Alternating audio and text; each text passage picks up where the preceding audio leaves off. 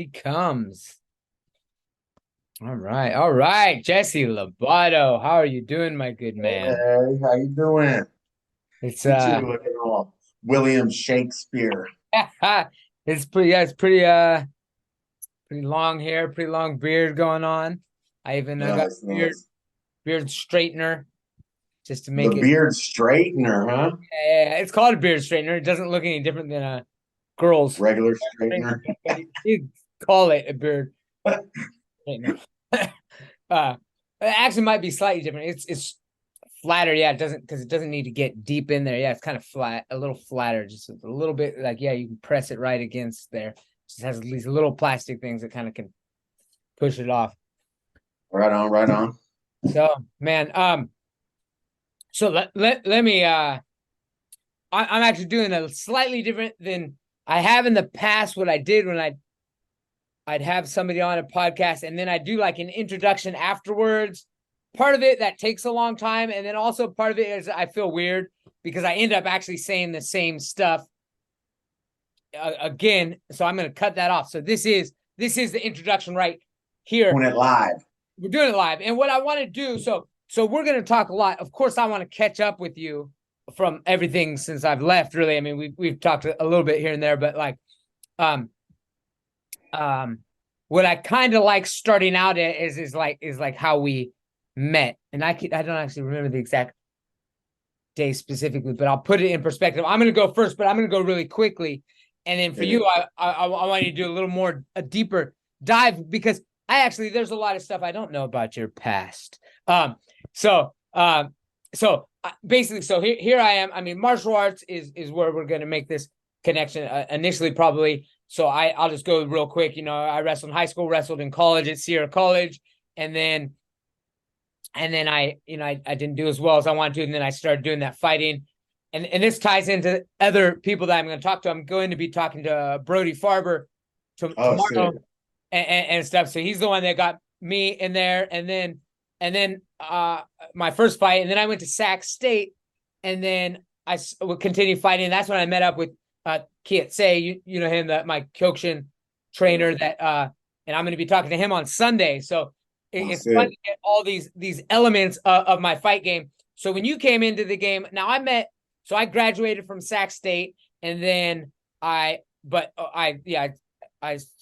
studied abroad in Japan. That I improved a lot there, got a lot of skill there, and then came back, finished off, and then I remember meeting Nelson Ocampo, who supposedly I'm gonna be meeting up with him next week as well. So we're really gonna I'm gonna just kind of it's almost Martial arts month. yeah, I hate to be like me, but really it is about Yeah. I'm presenting a story in a way that I mean it is obviously yeah it's my life story, and I'm trying to get the background of when you came into that point. So I met Nelson first, and then I went up to train at NorCal Fighting Alliance. So I hadn't met you then yet, and then I came back, and then I was like training out of Cody Canterbury, who he's been on the podcast already. You know, started training out of the gym there. As you know, a lot of drugs, a lot of drinking and stuff. 20s, not that it's hard to put stuff in chronological order. So I don't know. I remember, I would say like, was it Florian Road No Limit was the first time. I mean, I know you as Yeah. Nelson's ex girlfriend's cousin. Yeah. Was the first time I met you. You were always kind of hardcore thug type of guy, but didn't came into the game, were interested in it, but I don't think I took you seriously at first because I don't take anybody seriously at first that wants to train, and then of course you ended up being the like my main training partner. You know, you're like I'm able to pretty much everything I knew, like you knew it to some extent, and you cornered me in my last fight. You're the number one guy, like running my Shark Tanks training for everything, and so that's a little cap of an introduction, um, kind of. But I'm trying, so I can't actually say the exact. I mean, I remember being your ref at like that Florian Road. We weren't Yeah, really I got that smoked that close night. yet at that point. We were still training. Um, so is that the first gym we met at was Yeah. Florence? So what happened when I met you, this is how I remember it, is I had just met this other guy, Andy, I forget his last name. And he was like, "Hey man, I fight." He was like 4-4, just kind of your standard Northern California regional fighter. He invited me out to you remember Cal Warsham's Team X? I believe they're Carnage now, but back then it Okay, yeah. was X.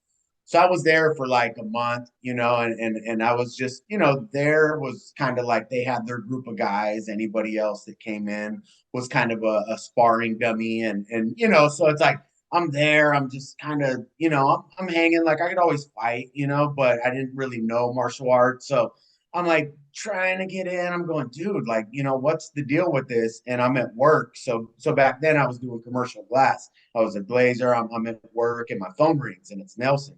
And he's like, "Hey, what are you doing?" And I go, "Oh man, I'm just at work, gonna go train afterwards." And he's like, "Who are you training with?" And I go, "Oh, I'm over at, Warsham's Team X." And he's like, "Man, fuck them dudes, man. I got the real shit over here, and I'm like, "What?" And so he tells me, "Yeah, I met this dude, Chris David."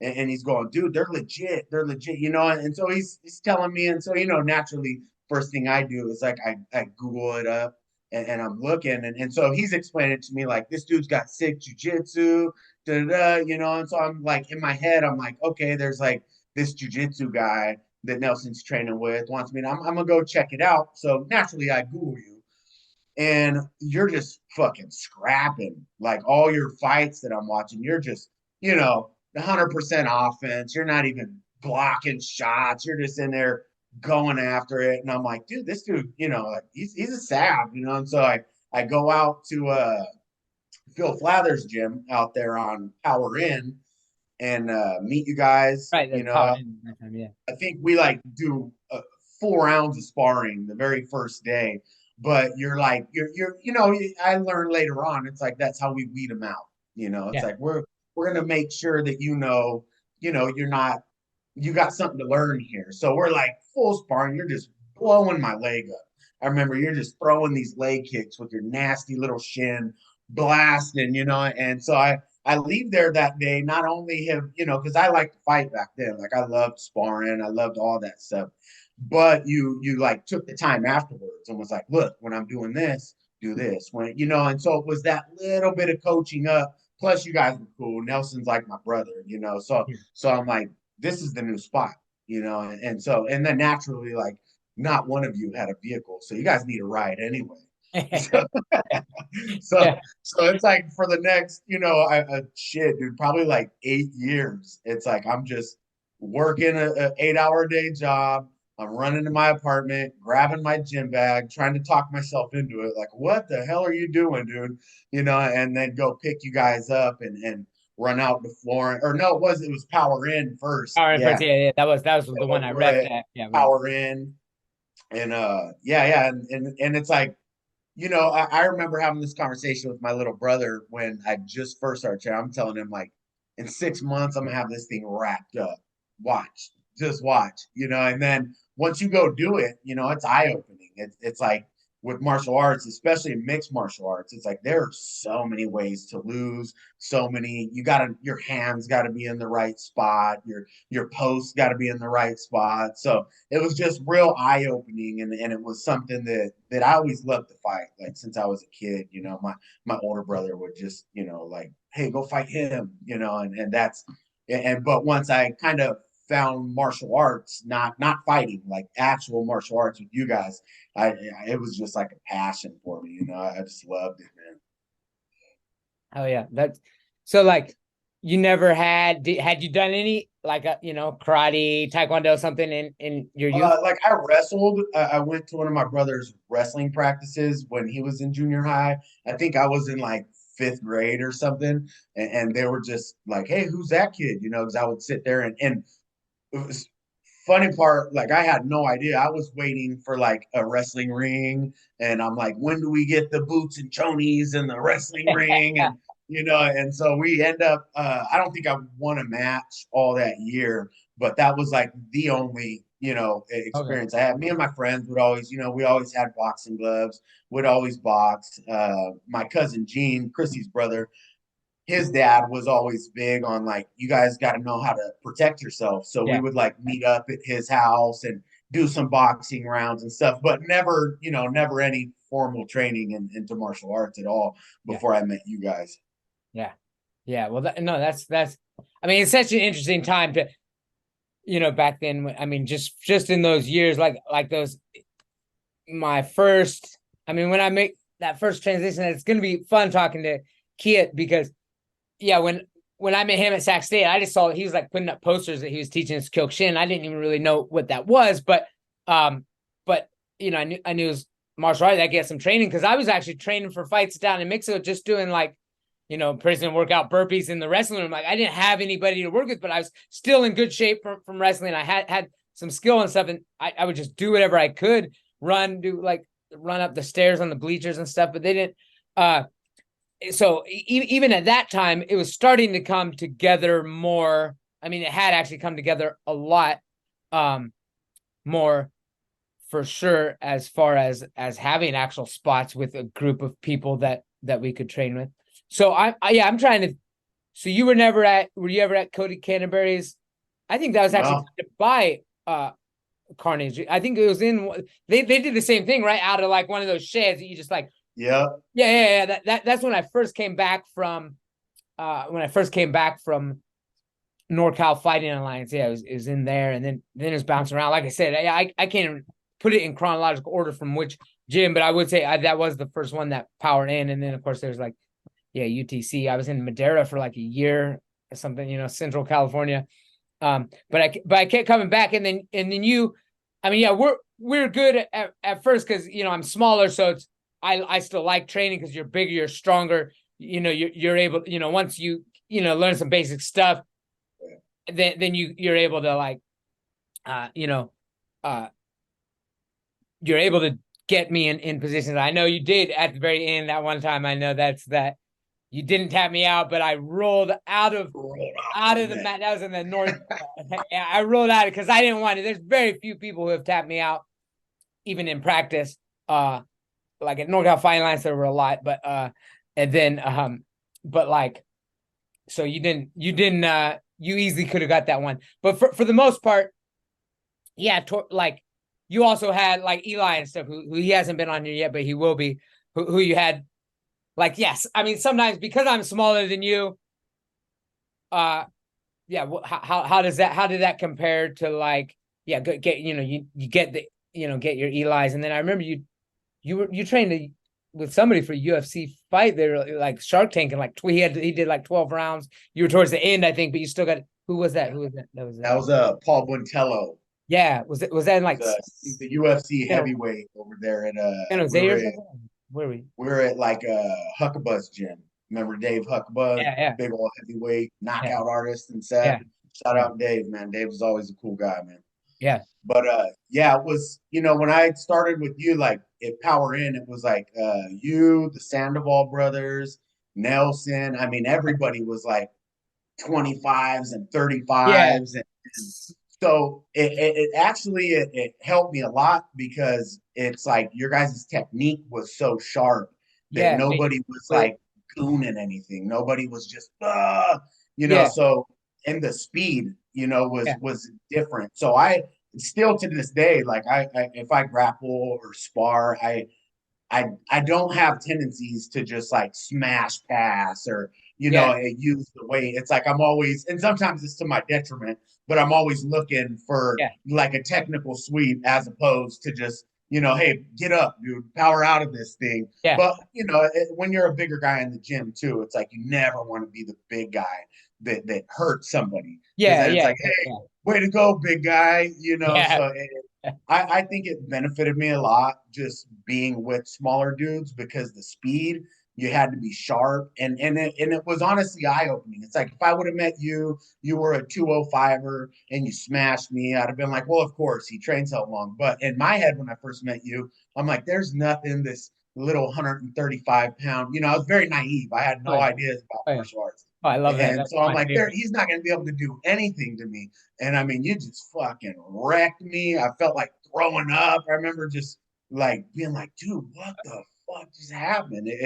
The way I describe it to people that don't train, when they're like, well, he's 105, 35 pounds, I go, you ever tried to catch a stray cat and just hold it still? Like good luck. Like that thing's gonna be on you, and that's what it was like. It's, and now I know, like later on, Oh yeah. we roll so much, we learn each other's patterns. I know you hit that go-go, then you're going to the omoplata. So, the patterns kind of they lay out, you learn to counter them. But I remember in the beginning just being like, what the fuck happened just now? Yeah. And that's what, yeah, and there's so many people that's just stop there and don't, I mean, yeah, I mean, what made it like, uh, I mean, yeah, sticking through it so much. I mean, like, where's the Well, drive? it was part of it was fascination. I'm like, how the hell is this little dude kicking my ass? And then the other part of it was like fighting. Like I grew up fighting. Like I wasn't the guy that would fight. I wouldn't start a fight. Like I'm not a bully, nothing like that. But I ain't gonna let you out of a fight either. So that was part of my identity, I guess you would say. And that part of me was like, oh, you can't fight. Like you thought you could fight. You can't fight at all.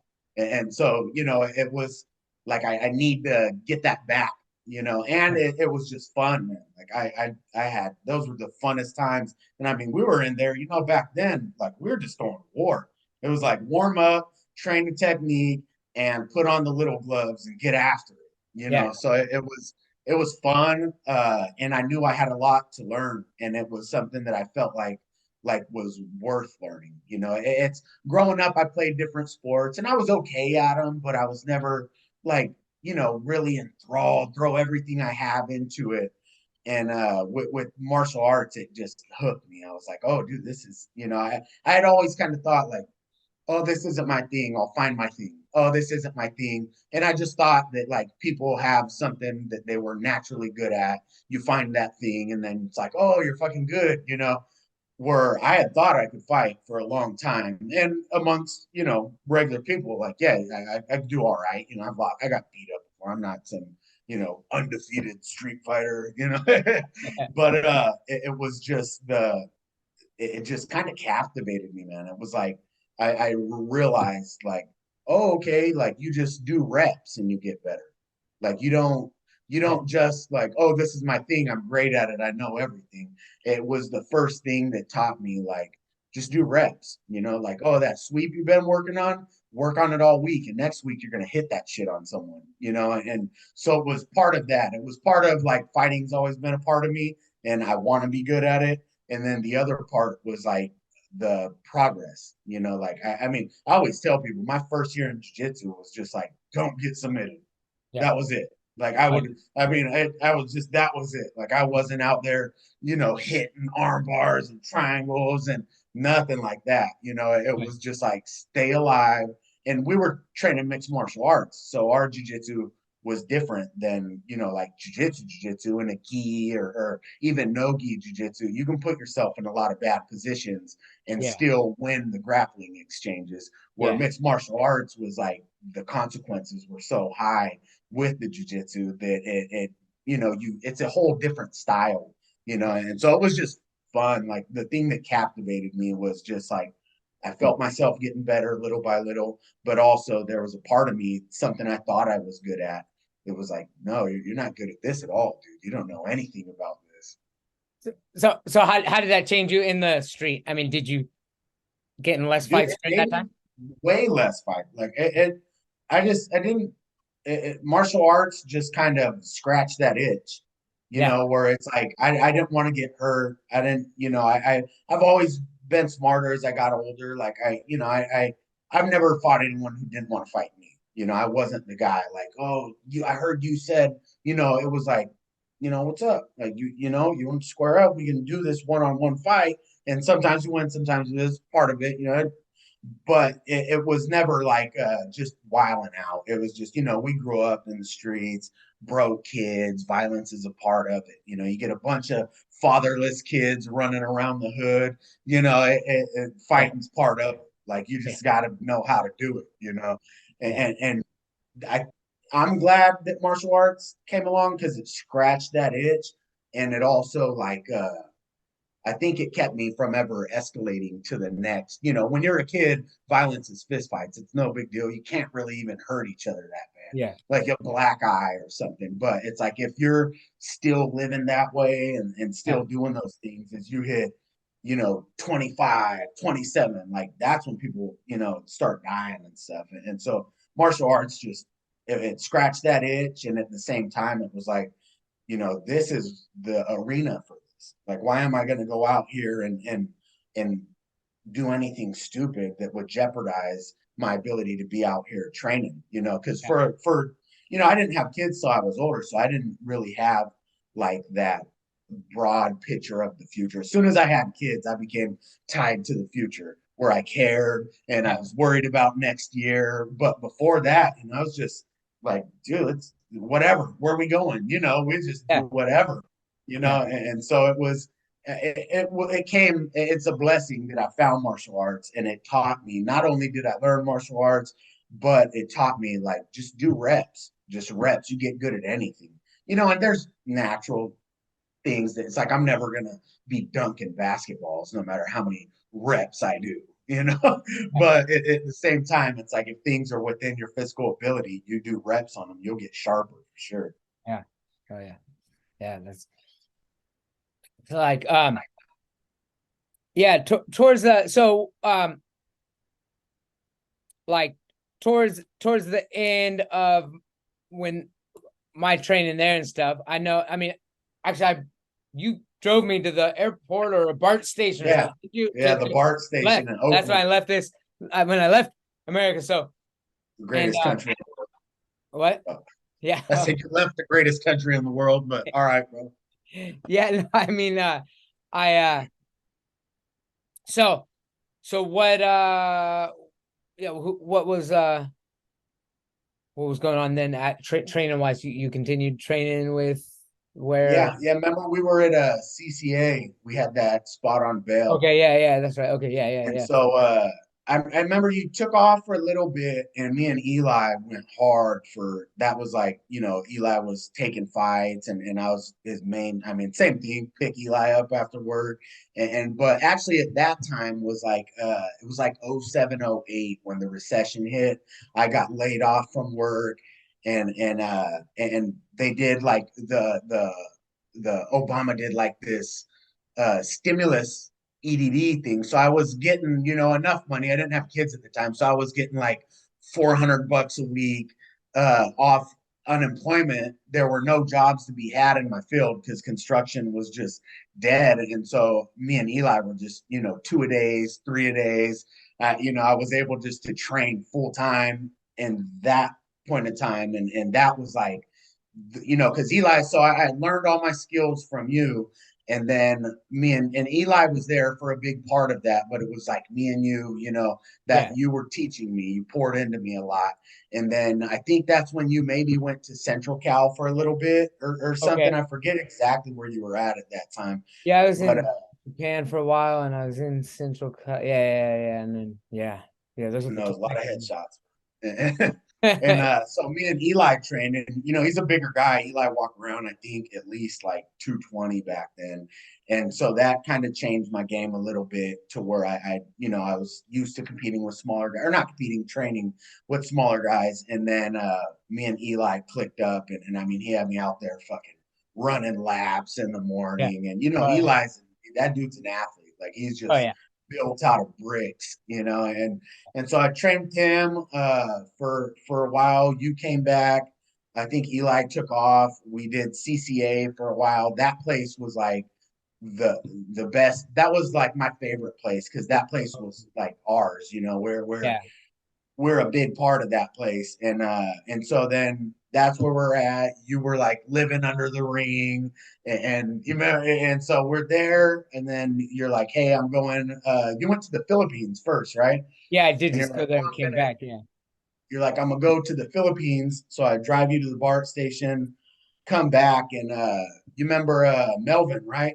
From Yeah. CCA, Yeah, Melvin, yeah. He Melvin was actually Washington. on my first podcast. Yeah, yeah, yeah. Oh, sick. So me and Melvin hooked up. Like I'd always liked Melvin because he came from the same neighborhood I did. He Okay. had that grind in him. He had that same hustle in him.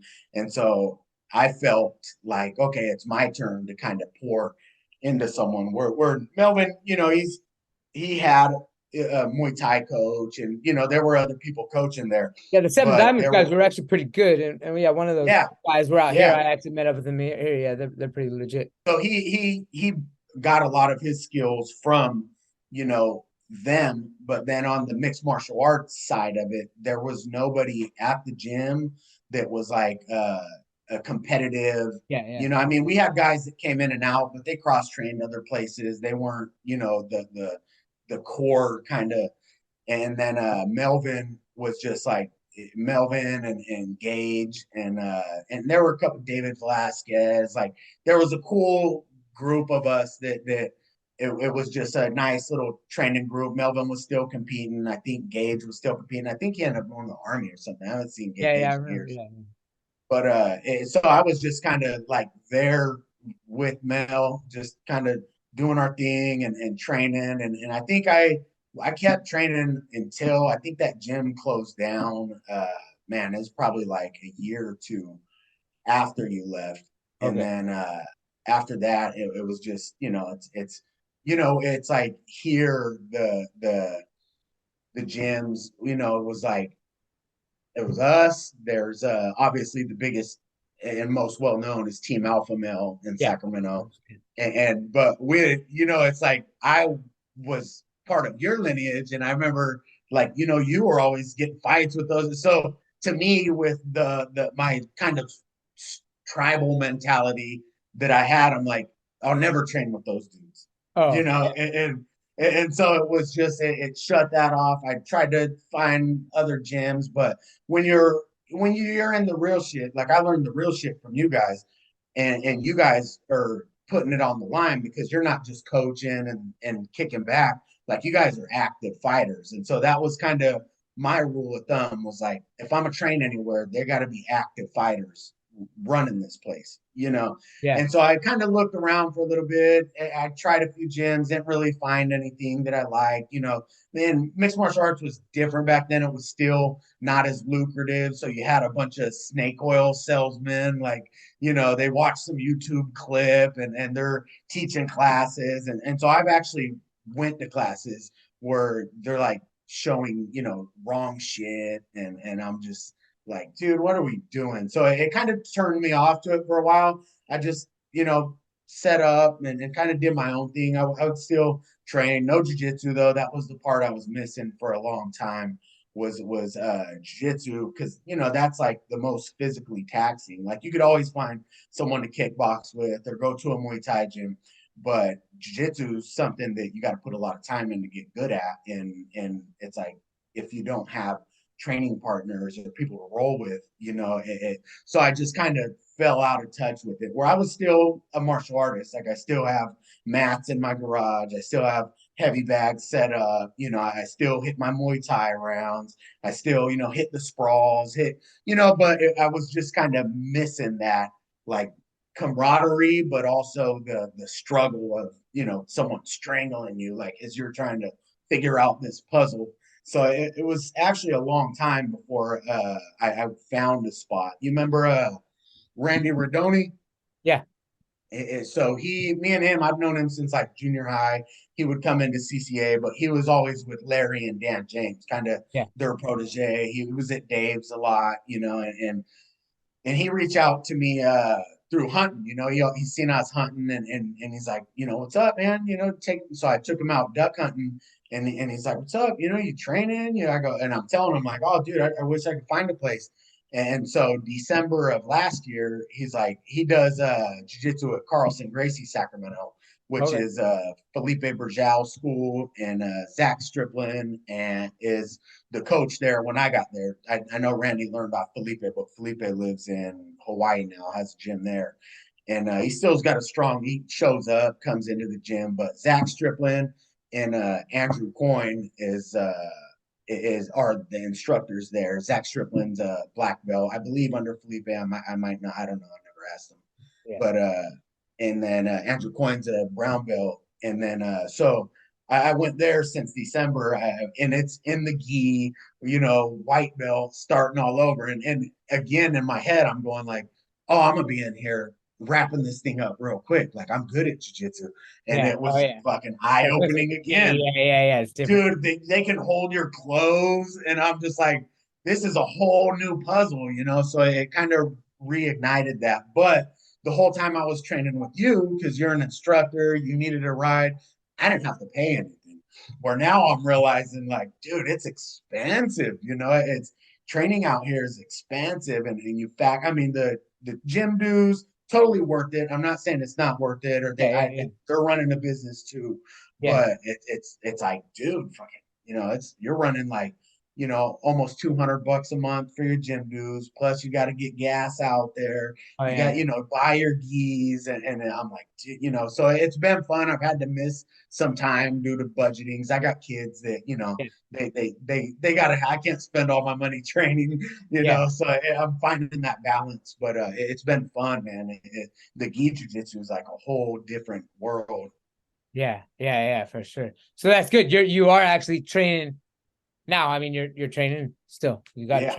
to. I mean, because I'll be honest, I haven't trained since I was teaching at the university doing some, and there were some people that were doing fights and stuff. But like now, all I do yoga in the morning, like my yoga and routine, and then farming. But I'm completely satisfied. I mean, I'm too far out from there. Aren't any places to train, but actually I've got it. Like I feel I'm totally cool with that. Like it's like man versus nature, man versus himself type thing. Yeah. Like when I get on the land, I mean, I can spend all day just digging holes and planting trees and stuff like that. And then I do my like yoga, I do Wim Hof breaths and push-ups and do like a little routine in the morning. And that's it. That's my whole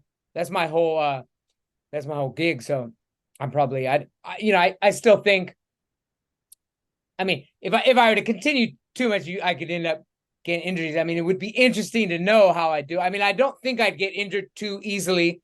I know my stamina wouldn't be there like my rolling stamina, but I feel like I mean, I could defend my family if I needed to. Yeah.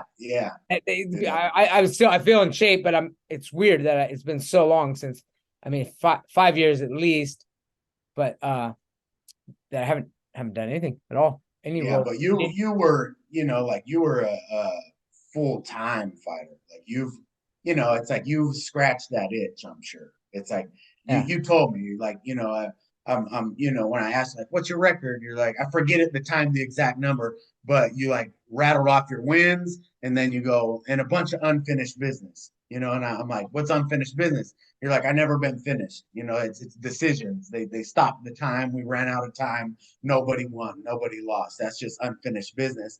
And so as that conversation kind of went down the road, I get to know you more. You're like, yeah, I think if I finally ever do get finished, I'm just gonna retire and I'm gonna go be a old gray beard professor. And so I always crack up because it's like you left out the leave the country, start a farm, but you're doing exactly what you said you were doing. Yeah. No, it's yeah, I want so that I want to talk about that. I want to talk about that. I want to talk about a little bit about what I'm doing, and I want to know what you're doing. I want to tell you kind of what I'm doing here with this podcast is like, for one, I'm so far disconnected from everybody, but at the same time, I think as we get older and as we get families, I want to talk about family too and stuff.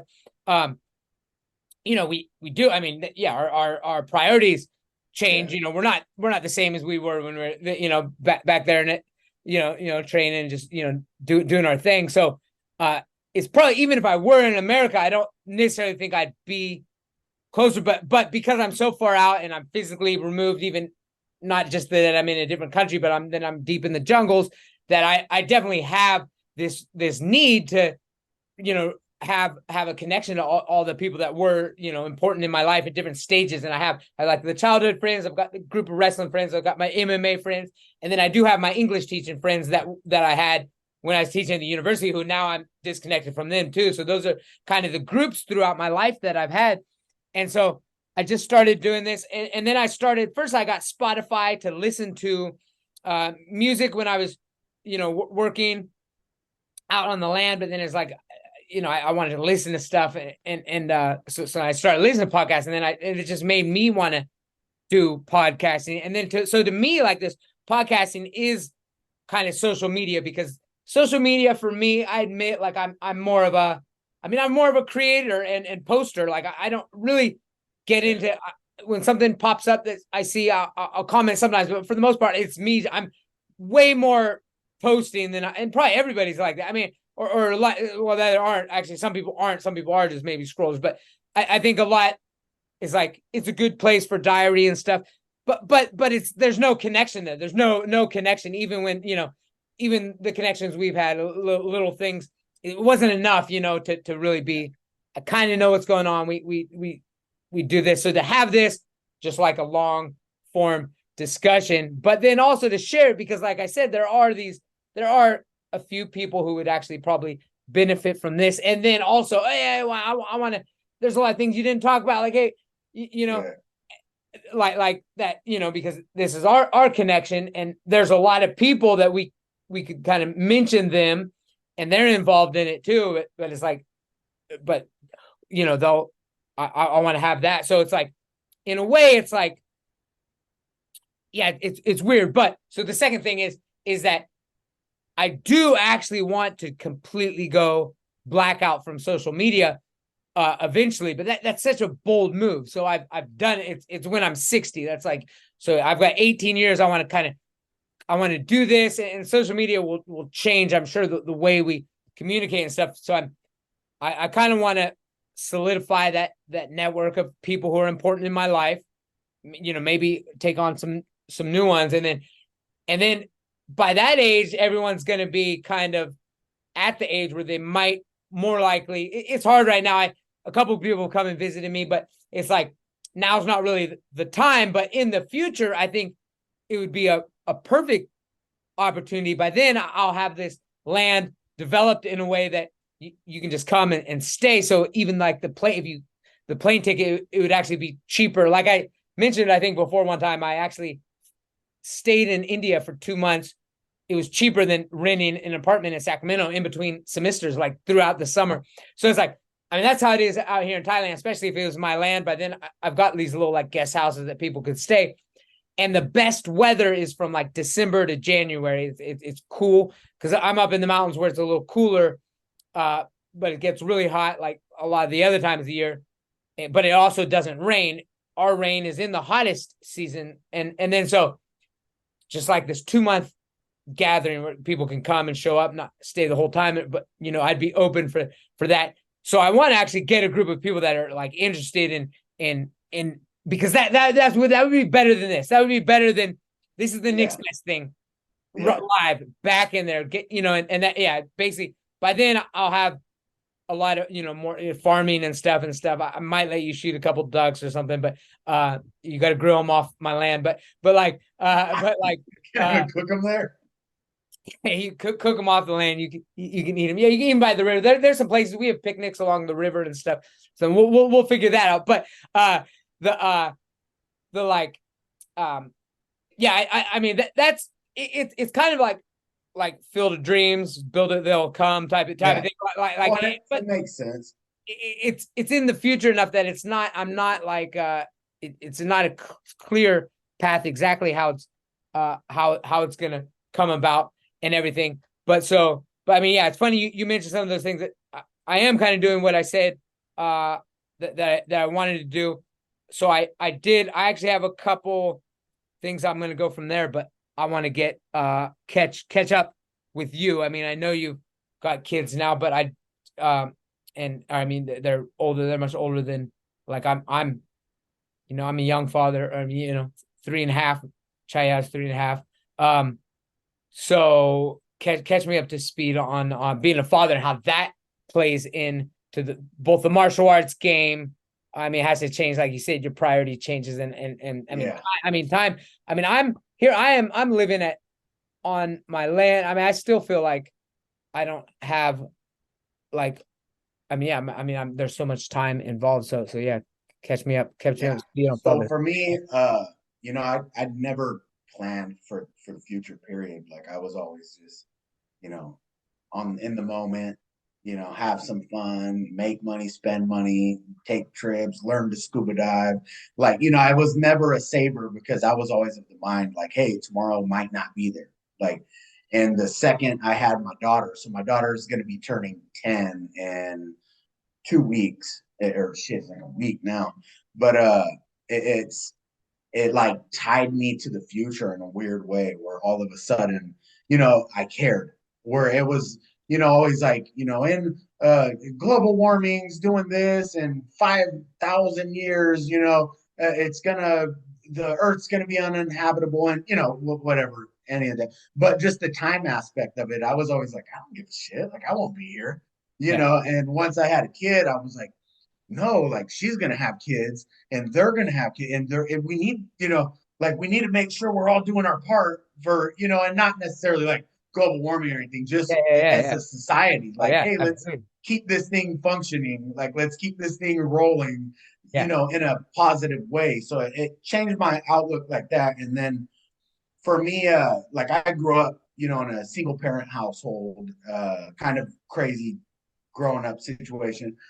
But one, I always knew like if I'm gonna be a dad, I'm gonna be a hell of a dad. Like, but when I had a kid, all of a sudden I was like, well, fucking, what is a good dad? Like, what, like this job of fatherhood, I've never seen it done properly. Like, what, and so that was kind of eye opening. That's I started like that. Those the first times I really read books other than like at school where you have to do it. Books that I sought out myself was yeah, because I became a father, and I was like, I need to make sure, I'm not doing this wrong. And I didn't necessarily read books on like, 10 steps to be a father. The yeah, books I was reading were like psychology books, or I would listen to psychology lectures, and it started with like developmental psychology because I wanted to make sure, that I was doing it right at the early age. yeah, yeah. And then, later on it just kind of branched out from there. But I think the biggest change was like when I had my daughter, it was like, okay, how to be a dad, and now I care about the future. And then a few years later I had my son, and so it's like how, and if you have another kid, I don't know if you guys are planning to have another kid ever, Yeah, but I want they more they father. come out the box so different. Like, my kids have been, me and Melissa have been together for 18 years. Like we've been very steady. We own our house. We have a steady household. They've both been through the same exact environment, but they're just night and day different, dude. Yeah. So like when I have my son, you don't realize it at first. So then I'm starting to think like, well, shit, how do you be a good father to a Okay. son? Yeah, yeah, yeah. Because that's different Yeah, than a yeah, good yeah. father. I know with my daughter, it's just like love, honor, encourage her, like, let her feel, build her Yeah. confidence. Where with the son, it's like, So how old's your it's son then? But my son's 6, okay. or he'll be turning, yeah, he's 6. Yeah, yeah. And so it's it's just so different. It's like once I had kids, I'm all of a sudden tied to the future. And then I'm like, I have this job that now, like, that's my most important job. Anything else I do, it doesn't matter if I'm not getting that right. Yeah, So I have this job that I have no experience at. yeah, I've never seen it done right, and so I'm just like, dude, what are we doing here? Like, am I doing it right?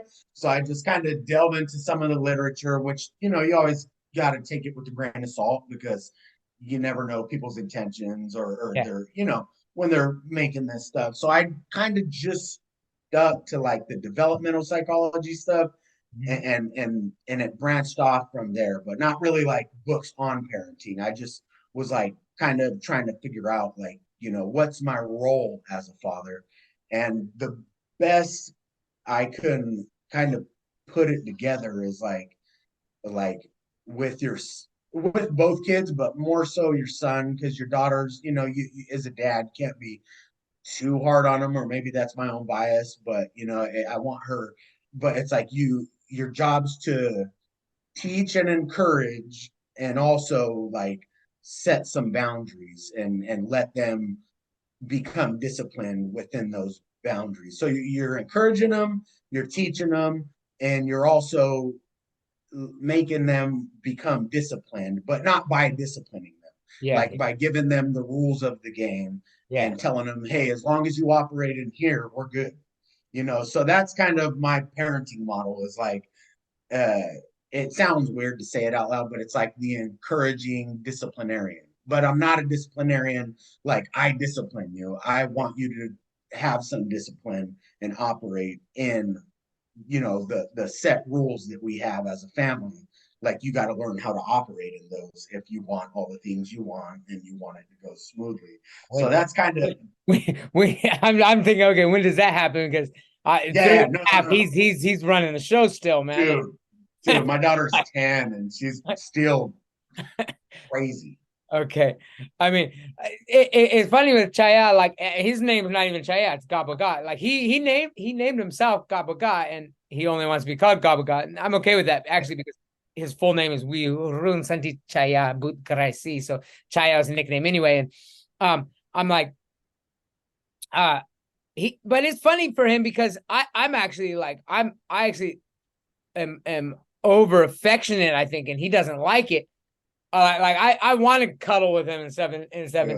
But and if I say I love him, he just says no, only mama love me, and then and then so it's like so. I mean that's cool. I mean in some way, yeah, he's put in my place. It's like I don't, yeah, haven't really.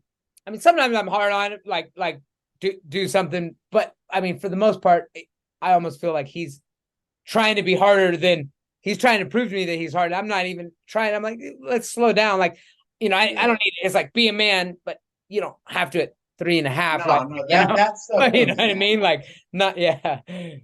But he's already pushing back. Yeah, he doesn't like me when I'm being affectionate, like over. Like, he doesn't like getting kissed or anything from me, but he's cuddly with his mom. So, I mean, Yeah, my son, it's weird. It's before I had kids, like when we were pregnant and well, not me, yeah. obviously Melissa was pregnant, but I I don't guess know. that's I mean, debatable. That's debatable you're these still in days. California, right? Yeah. Yeah. Yeah, yeah. But I was still doing glass at the time, and the owner of the company, me and him were real close, good guy.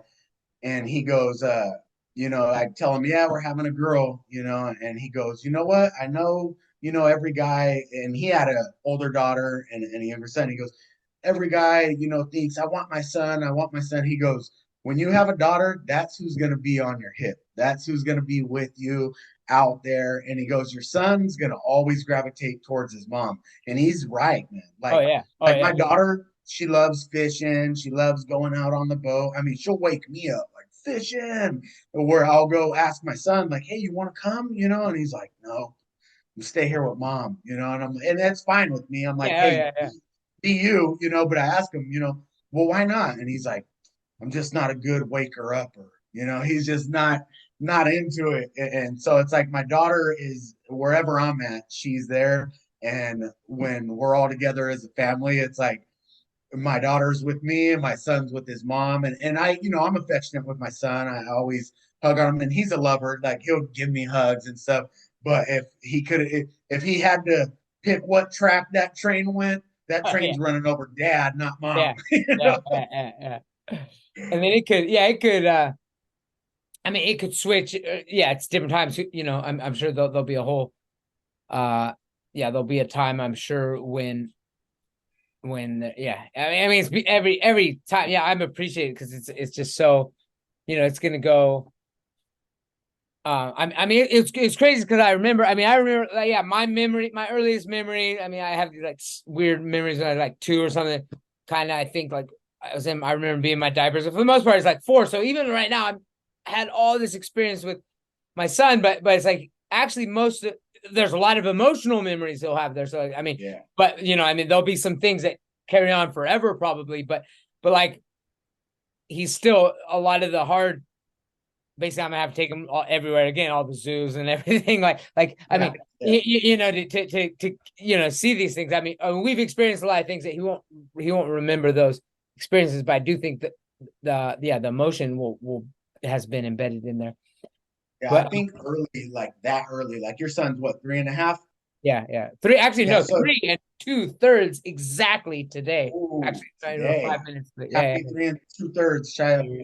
But Yeah. you Couple know, copies. for me, it's like when they're that young, it's just like, you know, like help them build that confidence and explore, you know, and Yeah. I think like that's the job when they're that little because you can't reason with them. You can't even lay out the rules of the game yet.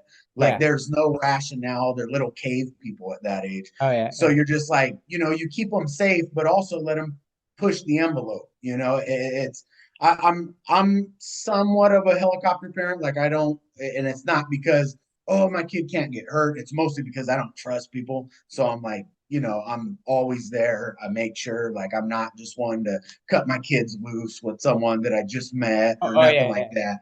You Yeah. know, but it's like when they're out playing, if they're climbing on top of the play structure and it's like Yeah. let them do it, you know, Yeah. Oh just yeah. It's gonna be better to yeah. You're gonna gain that agility and stuff that is gonna save you in the long run, keep you from yeah, getting injured. I mean, absolutely. Yeah. Chaya's always I mean, it's nice living out here.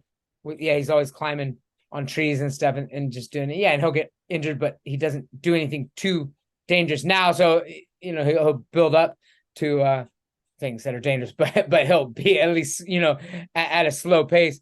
The big one for us. I mean, we do meet up, so we're going to do homeschooling, and there is a cool homeschooling network here.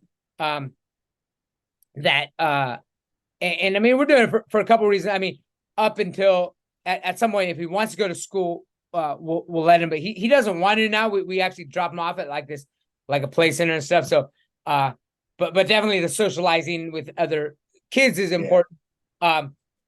And so we got like little play dates that we can meet up with, and he's pretty good with other kids at the park. You know, it seems like he's able to do that. But yeah, what about yeah, give me some like I mean you want him to socialize, and then there's also, then there's other parents around. Sometimes like I hate it when that COVID shit was going around, and there'd be like little kid and he'd have a mask, and the parents didn't I could tell they didn't know what to do. They thought they didn't want my kid, like they'd hold Yeah. their kid back from playing with my kid. I was like, no, just let him play. I like Yeah. letting them Yeah. play, but at the same time, it's like I want. There's always a weird, and the COVID thing made it worse for like, you just want to be respectful to what this person Yeah. wants to do, and I mean, I'm completely comfortable, and I feel a lot of the times they're completely comfortable with our kids playing, but they feel like maybe they have to interrupt, or if Like, they're are we wanting to not interrupt. supposed to do this? Yeah, Yeah. yeah. Yeah. So Yeah, it was that a part, weird time. So that my part. daughter was in kindergarten at that point, and so she had done like preschool, TK. Kindergarten was like her third year of public school, you know, and mostly it's up until that, it's just socialization. It's Yeah, daycare, a little bit structured, but like halfway through kindergarten, that hit. They sent them all home with like computers, and so me, like when COVID first hit, like I'm like, oh, zombie apocalypse. You know, I'm like, we're shutting it down. But I live in Sacramento, and we have a big homeless population. So they were like my canary in the coal mine. You know, I'm like, if anyone's gonna die, they're gonna die first. So I'm just watching, like I'm keeping track. I'm not counting them or anything, but I'm watching, like, yeah, all right, they're still here. So we go through like that first, I'm gonna say like 8 9 months, and I'm just kind of like, dude, like fucking everyone's still here. What's going on? And I'm just like, dude, maybe, and at the same time, I'm having to try to do this Zoom meeting teaching with my daughter.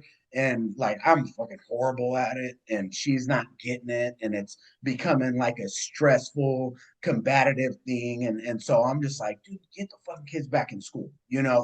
Like this ain't working ever. And then, like the holes in the logic were just, I'm like, okay, so like nobody can play together, but we all still go to the same grocery store, and it's like, if you know anything about airborne diseases, like it's, it's in the air, like, and nobody, so I'm kind of keeping account, nobody's dropping dead. And so we actually were like super, like, I would go grocery shopping and everyone stayed at home. We would wake up in the morning, we would do school, then we would do our own little PE. I would set up, I got some nice jiu-jitsu mats, so I'd set them up, and I would actually just take my kids through the warm up, the run, high knees, skip, we'd do all that So without like the shrimping X, and the break falls X, and stuff. X But we exercise, or the next. and so we'd, yeah, do the neck 100. My new jiu-jitsu gym, you only do 50. I knew that was the way to go. But we did that for a while, but I could tell, like, my kids, my daughter specifically, my son was still very young, but it was just like, dude, I was feeling bad, so I would take them to like parks, and we would show up, and like, if there was a mom with her kids or a dad with his kids, as soon as we show up, they would like gather their kids and take off, and I'm just Yeah, like, dude, what are we teaching our kids? I Like, don't know if, yeah, that's the thing. Like if they were doing it out of respect or fear, like they, sometimes I felt like there's that stuff. It wasn't too bad out here because we weren't close to the city, but when we went in closer to the city, it was like that. I didn't know if anybody was really there, just thought that's what you like. Oh, we've had our time here. Somebody else is here. We can't hog up the place. Like yeah, sometimes it wasn't like they were like, oh, we don't want to be, oh, people are here. We don't want to touch them. We're like, oh, we better give it to them or something. I felt yeah, like I was sometimes.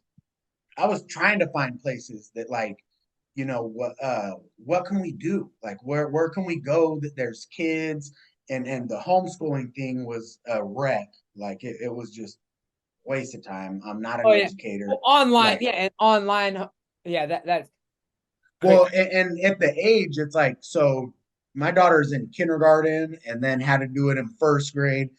And it's like, if you can already read, I can help you learn. I can't teach you to read from nothing. I have no idea how to do that.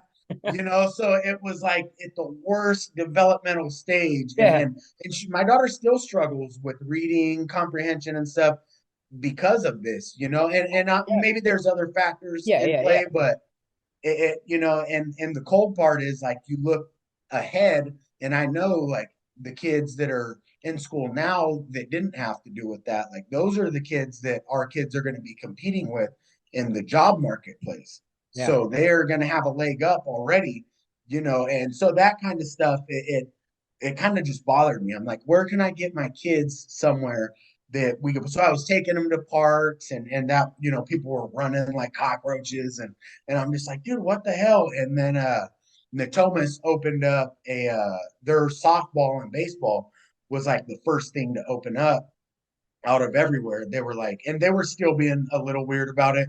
Like, they're like, you bring your kids, none of the other family could come, still wear your masks. And we're like outside, but I'm like, whatever. If it Yeah. gets my kids around kids, like, I'll do it. I'm not tripping, and so we did that, and I don't come from a bit, like, I played t-ball for 1 year. I was bored out of my mind. I remember as a kid, I was like, this is the dumbest sport ever. And so I don't even watch baseball or nothing, but I got my daughter into softball, and my son t-ball. He's kind of the same way I was. He's like, but my daughter loves it, man. She's been playing for, I think this was her third year this year, and so there were some, but I would have never tried that, and it's grown to be her thing is softball. So it's like, you find the silver linings. I'm like, hey, maybe we lost, but we also gained too. But the education part of it was rough. Like, just the whole structure of the thing, and I don't know what else. It's not like I know, oh, hey, there was a better way to do it. Oh, Like, oh I don't yeah. know either. No, that, you yeah, know it's, I mean, yeah, that, yeah, that's crazy. It's nice out here. Well, I mean, it's nice. I mean, yeah, to for that to be thrust upon you. Like, we've wanted to homeschool from the beginning, even before that, all that stuff went down.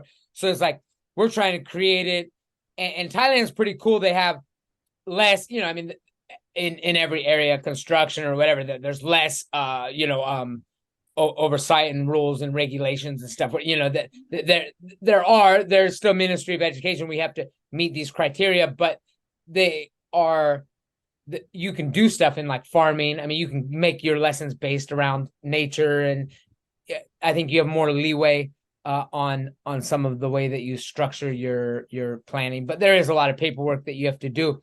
But like also just this area, yeah, it has a big community, and so you create it. Yeah, it wouldn't be to homeschool and then I teach online just 2 days a week now. That's how I'm able to make my money teaching like Chinese students that now I'm do it privately directly before I worked for the companies, but the companies closed down. And then so we have both of us at home, and we're going to create like a plan that involves like, you know, I mean, yeah, that's the only way to do it. And yeah, it'll be a full-time thing, but to try to like mimic a classroom learning, you have to restructure the whole. Yeah. You have to create a different. The environment has to be completely different. It has to be, and then of course, yeah, when you couldn't meet up with students, I mean, it seemed like such a difficult to navigate through that. That for sure. One, and if you're doing your own thing, it's like, who's to say the way education's been structured shouldn't have been changed? You Yeah. know, because I would rather my kids outside. You know, I mean, your mind, body, spirit, and I feel like they're all 100% on mind. They don't care how you Oh yeah. feel. They don't care how you're doing physically. They want you in that chair memorizing, you know. And I mean, I know you grew up around the same time I did, and it was like, you know, you're not going to have a calculator in your pocket all the time. You got to learn how to show your work. And I'm like, Yeah. hey, buddy, you know, Yeah. got the knowledge of the entire world right here now. Maybe we should change the structure of our education. Yeah. And you know, and one of the biggest crises of our time is physical health. And Oh it's yeah. like PE, they get PE like once a week for 30 minutes. And I think if, you know, it's like physical health is hard to achieve. It takes discipline. So you can instill discipline with it, but you can learn a lot physically. Oh And yeah. you'll probably, you know, I'm not like an educator. I don't know, but how to change it. But I know that it's like, this can't be the best way, you know. And I mean, I know it's easy to say that, like, hey, Yeah. this isn't the best way to do it, but I don't have any alternatives. But it Yeah. just seems really antiquated, you Yeah. know. It's especially with the world changing as fast as it is. Like, why are we still sitting down and reading books for, you know, eight I mean, hours? yeah, I feel like we do have to take control of it on our. I mean, we should be able to have less. I mean, that more. Yeah, more. I mean, I've created this kind of lifestyle where I'm able to be involved in the education basically until he wants to. I think at least till 7. I think we're gonna be able Yeah. to create everything. Which that's actually the legal. You don't actually have to be enrolled in school until 7 anyway. So and that gives us time to like pass all the, like, if we don't pass the Ministry of Education, like the requirements, you know, because they'll come to your house the first time and, you know, crack down on all, you know, safety things and stuff like that. But if you don't pass, then they're not legally obligated to actually be in school. So that's kind of our practice time. And then he'll know when he's 7 if he's interested in going. But if not, like, yeah, we can create kind of like a learning environment here where, yeah, can really foster. I mean, that's obviously the best is if you can do, again, with the one thing is making sure there's socialization. That's it. Yeah. Socializing, maybe is that socializing, maybe not socialization. I think socialization sounds kind of like Communist. conformed, yeah. Socializing, I guess. I mean, but like so socializing is important. That's the big one that will probably be the most difficult. But like to be able to like I don't think he needs to study 8 hours a day if it's just us with him. Easily cut that in half, and only, you know, because it's one-on-one, read when he wants to read, or, you know, do some music when he wants to do some music, and whatever. But So, so I want to get into one thing too. So because yeah, I remember I remember when you were getting into psychology and stuff, and you were like, "Who you were blowing my mind with some of your stuff." I could tell you were deep in it. Um, and so a little about so to so yeah, I know you know a little bit. Yeah, so I got my bachelor's in philosophy, and I was actually planning to be a professor in that route. And that's when I made the decision. Now I'm young. Now I want to go into MMA. I'll do that later. And then and then I'm in Thailand and kind of doing still fighting. I did have 3 Muay Thai fights over here, but I was like, nah, like okay, I need, but I love Thailand. I want to stay here. And so that's then I started teaching English, and then I enjoyed it. So then I was like, and it made sense just to get like get my master's in education, teaching English learners. It was through an American university that was like online, apply it to my students, everything.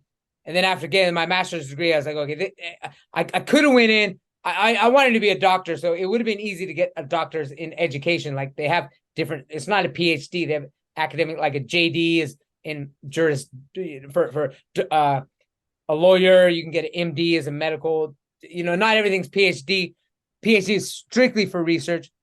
And I was looking at different, and so I was looking at like PhD program in philosophy. That's kind of because that was in the back of my mind what I always wanted to do. But they weren't interesting. Then I found like an educational degree in psychology, which would have been a quicker route, but it still wasn't interesting enough. And yeah, so I found this like clinical psychology program that was all the courses were really interesting. And I took all these classes. I learned a lot about it.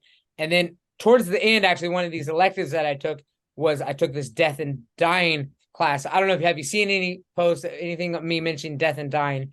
No, no. Okay, cool. So this is good. I can get you up to speed where basically where I've come to academically. So had the education, teaching English. I was big on that. Like I published some papers on like language acquisition, stuff like that. I was big on it for a while, but you can only be so passionate about some of those theories. Just they kind of got dry after a while. But psychology is that's robust. There's a lot there and I took this course.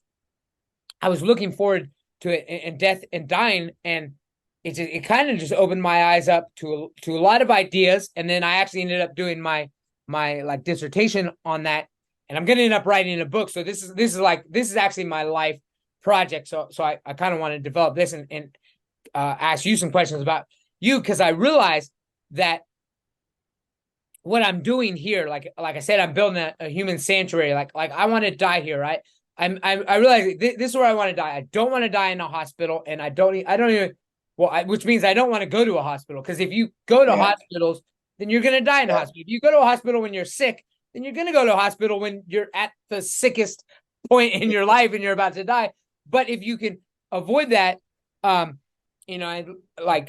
mean, I might chew on some raw opium or something. That's the one thing is like pain. I don't want to be in pain, obviously, and stuff. I'd rather actually get, I know some Hmong tribes up here. I could probably get raw opium rather than morphine or something. But it's not even like, that's not, I'm just saying, yeah, okay, if there was some sort of, I Got don't, some fail safes. yeah, I don't, yeah, exactly. But that's like, I don't want to be like, I'm anti, obviously, if I got in some accident or I'm breaking legs and stuff, I'm gonna go to the hospital for injuries and stuff like that.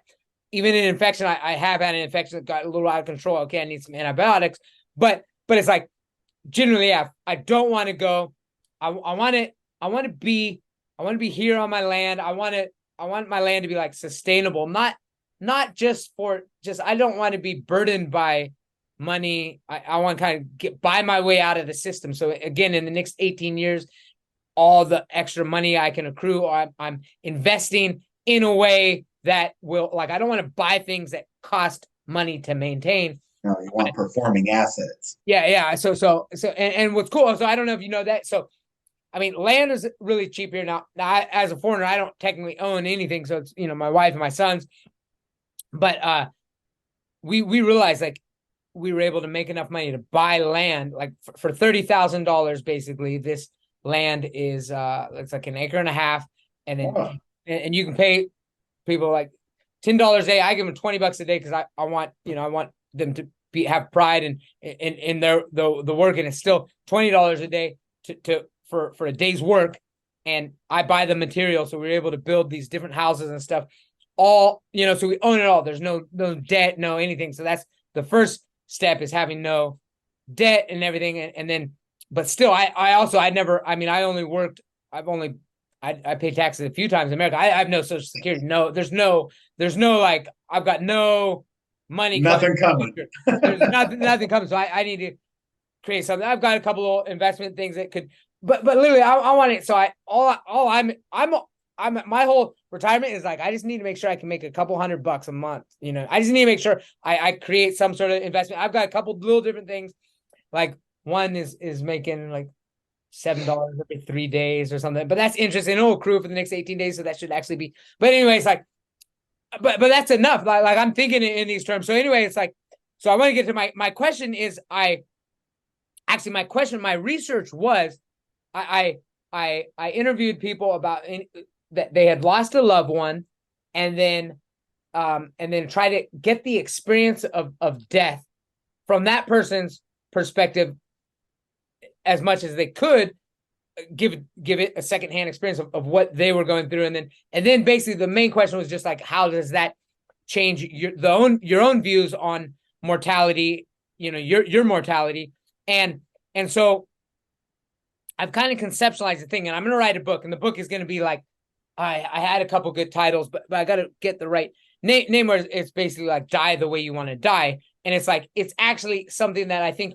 we aren't always or we kind of avoid this thing, and a lot of us, it doesn't matter, I know I'm going to die in the future, and it doesn't matter, I can, but actually there are, when you ask these questions to people, there are actually, it'll come out once you break the question structure, and you realize there's a whole list of things, a lot of them are how we don't want to die, but we don't want to die with the regrets. We don't want to die with the resentments. We want to make sure the people behind us are, whether it's monetarily or just emotionally, or, we don't want to leave this world in all these things, pain. You want to die in peace. All these things that we do have, yet, and then, yeah, a lot of it is like diet and lifestyle and stuff, and exercise.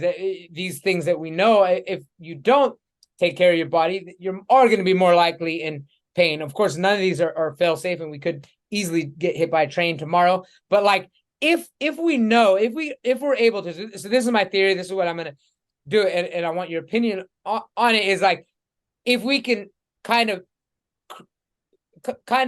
of illustrate what a perfect death would be, then we can align our life with that. And then, if we're off track, that can kind of just be our, am I living a life that would lead me to that? Of course, anything else can happen. There's a lot of other diseases that could get us, or terrible accidents that might kill us before we reach that. But even if you don't attain that perfect death, it would still be kind of like a good way to stay on track for life. So go ahead, give me some any. Yeah. So I haven't been through a terrible amount of loss. Like I've lost, a couple loved ones and stuff, but like I know people who've lost, like their sibling, or, Yeah, it affects them really more profoundly than anything I've had to experience. I've lost some people that I was close with and loved, but not like, the closest of close, where I had to sit there and watch. It's normally like, hey, so and so passed away, dude, and it's, so it takes you out of the process, but I've thought about it, because you ponder mortality, like that's part of the human oh condition, yeah, yeah, and I'm not like, we all have the ways we don't want to die. Like, I those are the don't easy. want to die in a hospital. I don't want to die, like with the regret and some boring, tubes everywhere, like that, I like, it's a weird phrase, but I want to die a good death. Like but I'm not like doing things to ensure that. I just know a lot of my hobbies are risky. you know. So I scuba dive, I spearfish, I free dive. You'd be happy I go, getting caught up in kelp and drowning. yeah. You know, it's my thing is not at this point in my life because my Yeah, kids are so yeah, young, kids, but of course. Yeah, make it. I'm gonna continue to do the things that I love to do as long as I can. And if that's what ends up being my demise, yeah, I'm totally fine with that. Yeah, yeah, yeah. So it's not, you know, the hospital bed, the tubes, you know, it breaks my heart for people that died during like COVID. They couldn't even have their loved ones around Yeah. them. You know, Oh, yeah. you know, it's like you're just alone in a hospital with Oh, God, people that yeah. are Touching paid. rubber glove, Yeah, mask. I yeah. mean, just two. Yeah, Well, yeah. and It's half you. of the staff's probably underpaid and hates their fucking job anyway. Oh, yeah. So they're, you know what I'm saying? It's just Got like to be so. nothing No, to no, yeah. me It's got to be is, so scary. And you're leaving this, you're bro. I muted. mean, I can't hear you. oh, what? Oh, something. What happened? Can you hear me? No. Hold on. Right now, you can't hear me. Hold on. Maybe I did something. Mute, unmute. You hear me? Oh no. Wait, you're mute.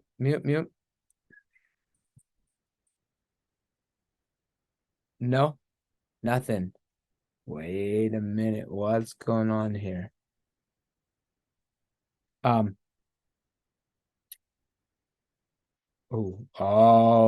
Jesse Lobato, Livian. He's coming back, guys. Don't worry. I'm sure he's coming back. He wouldn't leave me hanging like this.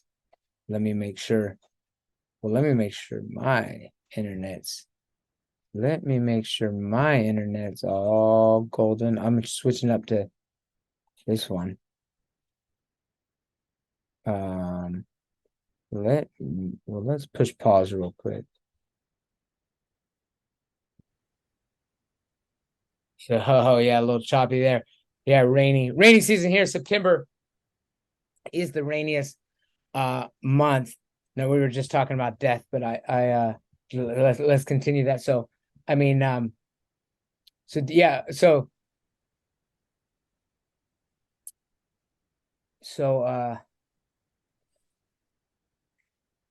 yeah, that was almost one of my things too. Is like my land is good. I was thinking I've already offered a couple people they can come here and die on my land if they want. But and what's really funny is that I live actually one of the reasons why this land was a little cheaper was uh we live right by an open crematorium where they are the village. So we're at the back of a village. We live in an orchard, or there's all orchards. We converted this orchard just slowly planting other trees kind of slowly. When other trees get bigger, then I'll take some trees out and stuff and try and grow back this wild jungle. I think it's beautiful land. It's right on the river where two rivers meet. Nobody else saw it. They just saw it as an orchard that could make money. But this fruit that they grow, it's called in English, it's called longan. But there's actually another fruit called longan. So I know, and there's two fruits that are similar. So there's lumyai. It actually doesn't have an English translation, but at the time there was a time where it was very valuable, and then so everybody planted these trees. So then everybody planted them. So the price went down, and there's like not really worth it. So this land in orchard, a lumyai orchard, is like nobody wants it. If you want to buy an orchard, it's not what you'd want to buy. It's not a cash crop like it used to be. But the land is beautiful. Now I don't think anybody really. I remember they came and they were trying to get us to show us how to how to grow the lumia. I just spray it down with all this fertilizer and pesticides and stuff. You can get them to produce. I'm just like, whoa, just stay off. I'm building these like walls, natural walls, because my neighbors will spray their stuff, and so I'm just building these trees and just like keep putting sticks on top and hay and clay and stuff. So it just builds these big walls up and tall trees. So it'll take another 10, 15 years to really build these walls up like I want them to. But basically got the crematorium there. So that's part of the reason why this land's so we live in a village, but everyone else lives in the actual village, and then in the back of the village are all the orchards. So we're like the only people that are like, let's buy this and like, why not make this our land? Because Yeah. it's actually more expensive to buy a small lot in the village, and we're only like, kilometer, whatever, half a mile or something away from the village. I mean, so it's not, and it's actually nice to be quiet. We have no neighbors, that in the daytime they might come and work on the farm and stuff. And then so but yeah, Thai people are real superstitious with spirits and stuff. So yeah, nobody wants to They're be like, we ain't living by that crematorium. yeah, not yeah, in fact, and not just living. They didn't. Most people don't even like driving past it. So even just the land as an orchard, people didn't really want it. But like we just embraced it. I call it the spirit garden, actually. And then it's like the. So I mean, I joke about it. We can just roll you off and burn you. But I actually don't even want to be cremated. I just want to be buried straight in the dirt, like back in the land. Right? Yeah, let the trees just eat me up. I don't know if that's legal. There may be some hazardous things that do they does everyone get cremated over there? Do pretty they much, have yeah, cemeteries? yeah, that's There's yeah. like no cemeteries like out here where it's just Yeah, no, it's all cremation at temples. Well, Buddhist, and it's 90-95% Buddhist. I mean, I think you can, but it's probably really expensive to get a burial. It's because it's like it doesn't make sense anyway. Yeah, it doesn't. To me, it's like either I get the cremation, like that part of it's always appealed to me a little bit because I don't need anyone to look at my deceased body, my spirit vessel. It's like don't sit there and be sad and just burn it up. But then the whole like the way they do it out here, is like put you in this $10,000 box and bury you in the ground so nothing can eat you. And I'm like, that's so unnatural. Like, let the stuff eat me. Like, yeah, yeah. So it's Yeah, it's I don't know if the U.S. is like, are we one of the only spots to do it like that, or I don't know. It's kind of a weird deal. No, it is weird. It actually changed a lot. That was actually one of the things in the Death and Dying. Just one chapter in my book was about how much it changed and how I mean, just commodified death as there's a big there's a lot of money in there, and then but also but it's not like it came out of like if we look like 100 years ago or whatever, now more like 120 years ago, but we're all agricultural and like when somebody died or somebody was sick, like everyone saw them and they're in the house and they kind of see them and plus there's more farming and stuff. You'd be killing animals. You're just closer to death. Yeah, everyone saw death. Now it's kind of like somebody old, like stick them away, put them somewhere else. Don't see them. Even the cremation is like my father was cremated, but we didn't. They just brought back a box. I mean, and there's no like ceremony for anything. Like here there is a big ceremony. They bring them out and there's like temple looking box and stuff, and they burn the whole box. But I mean like so there was this shift from small communities where you'd be like close to death on a regular basis, and then as like cities kind of came up, it just changed the structure of society, and then then the people started. I mean I guess that there is an aspect of where people care about their body and how they look and the presentation and the ceremony, and but then it was definitely capitalized on and it on on the whole thing, and then and I mean it's easy to take advantage of someone, I think, but like that's why it's really important, I think, to say it ahead of time what they could make you feel like, oh yeah, I want to do these things, but I wouldn't want, I mean, whatever money I have, like don't waste it on my ceremony, like have it to, take it for for whatever, do whatever. Just like cremate me and throw my ashes in the woods, and I'm cool with that. Yeah. So that's I mean, best case scenario, I guess it's like they never find you. If you died doing something cool, we have no idea where it's at.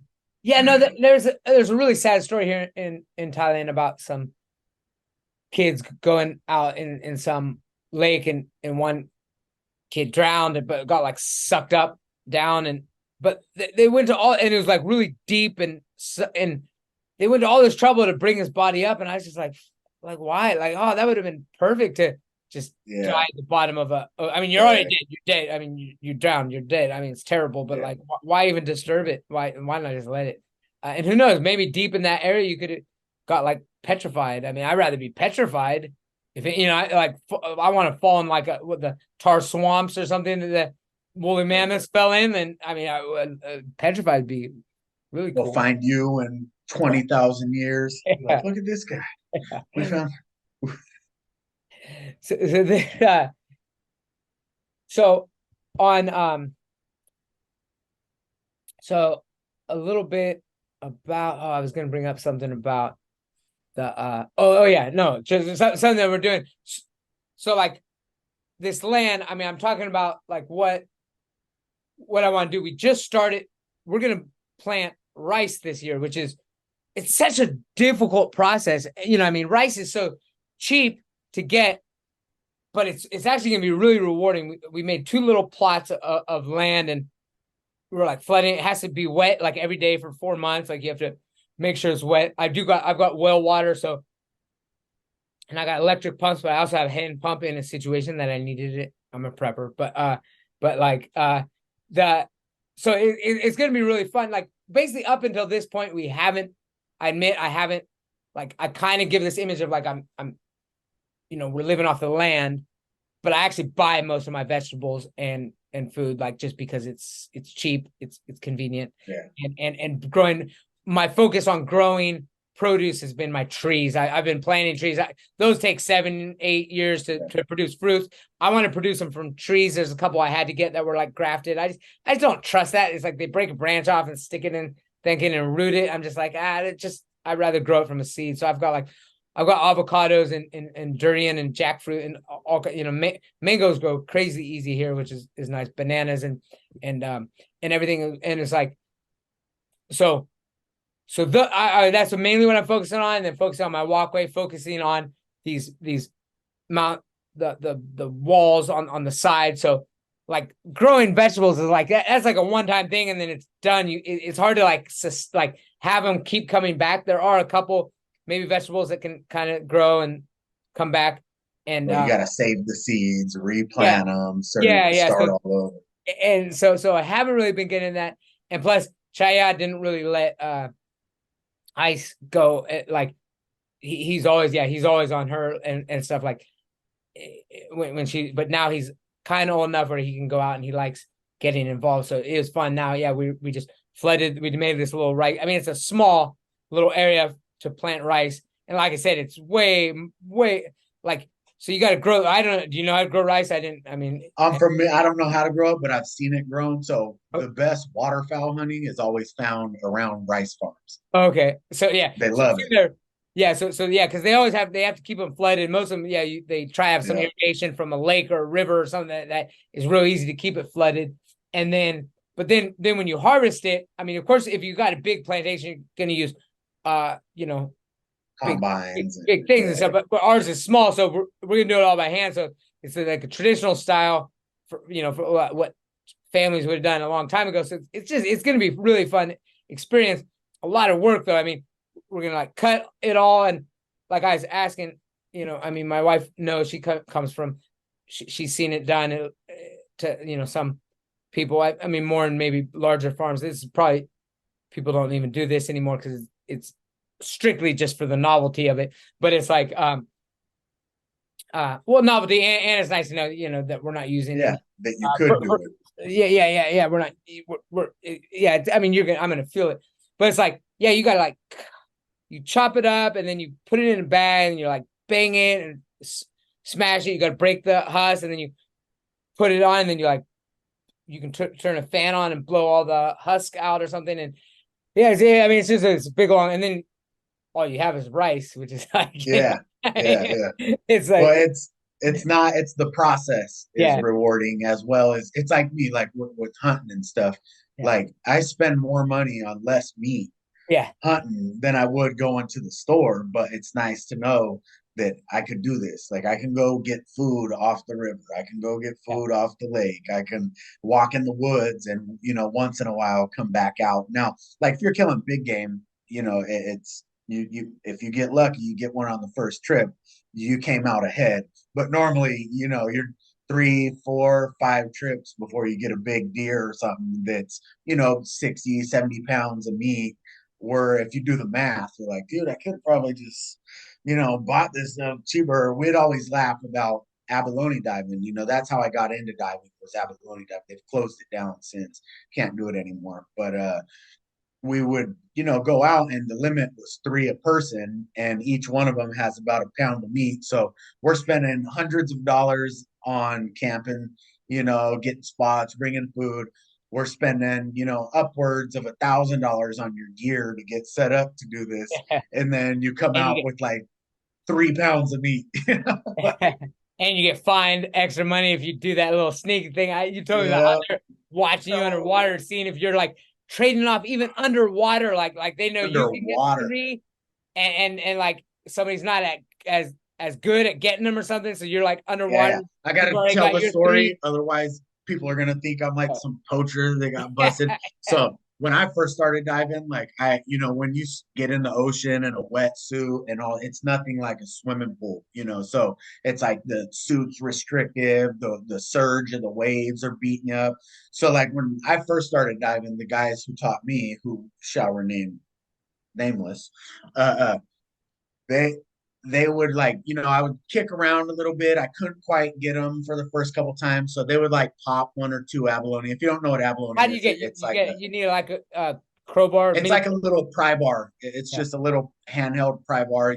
They suck onto the rocks. You just pop them So off. why do you have a hard time getting them? Because it's hard to stay down. You like It's weight. hard to stay down, get in the spot, and then when you're underwater, like if you disturb them at all, they really suck down, and it then Okay. you're in for. And when you're underwater, you have no leverage. Like Yeah. you can't kick off, and as an inexperienced diver, like your heart's racing, you're kicking too hard. It's where diving's like a zen thing.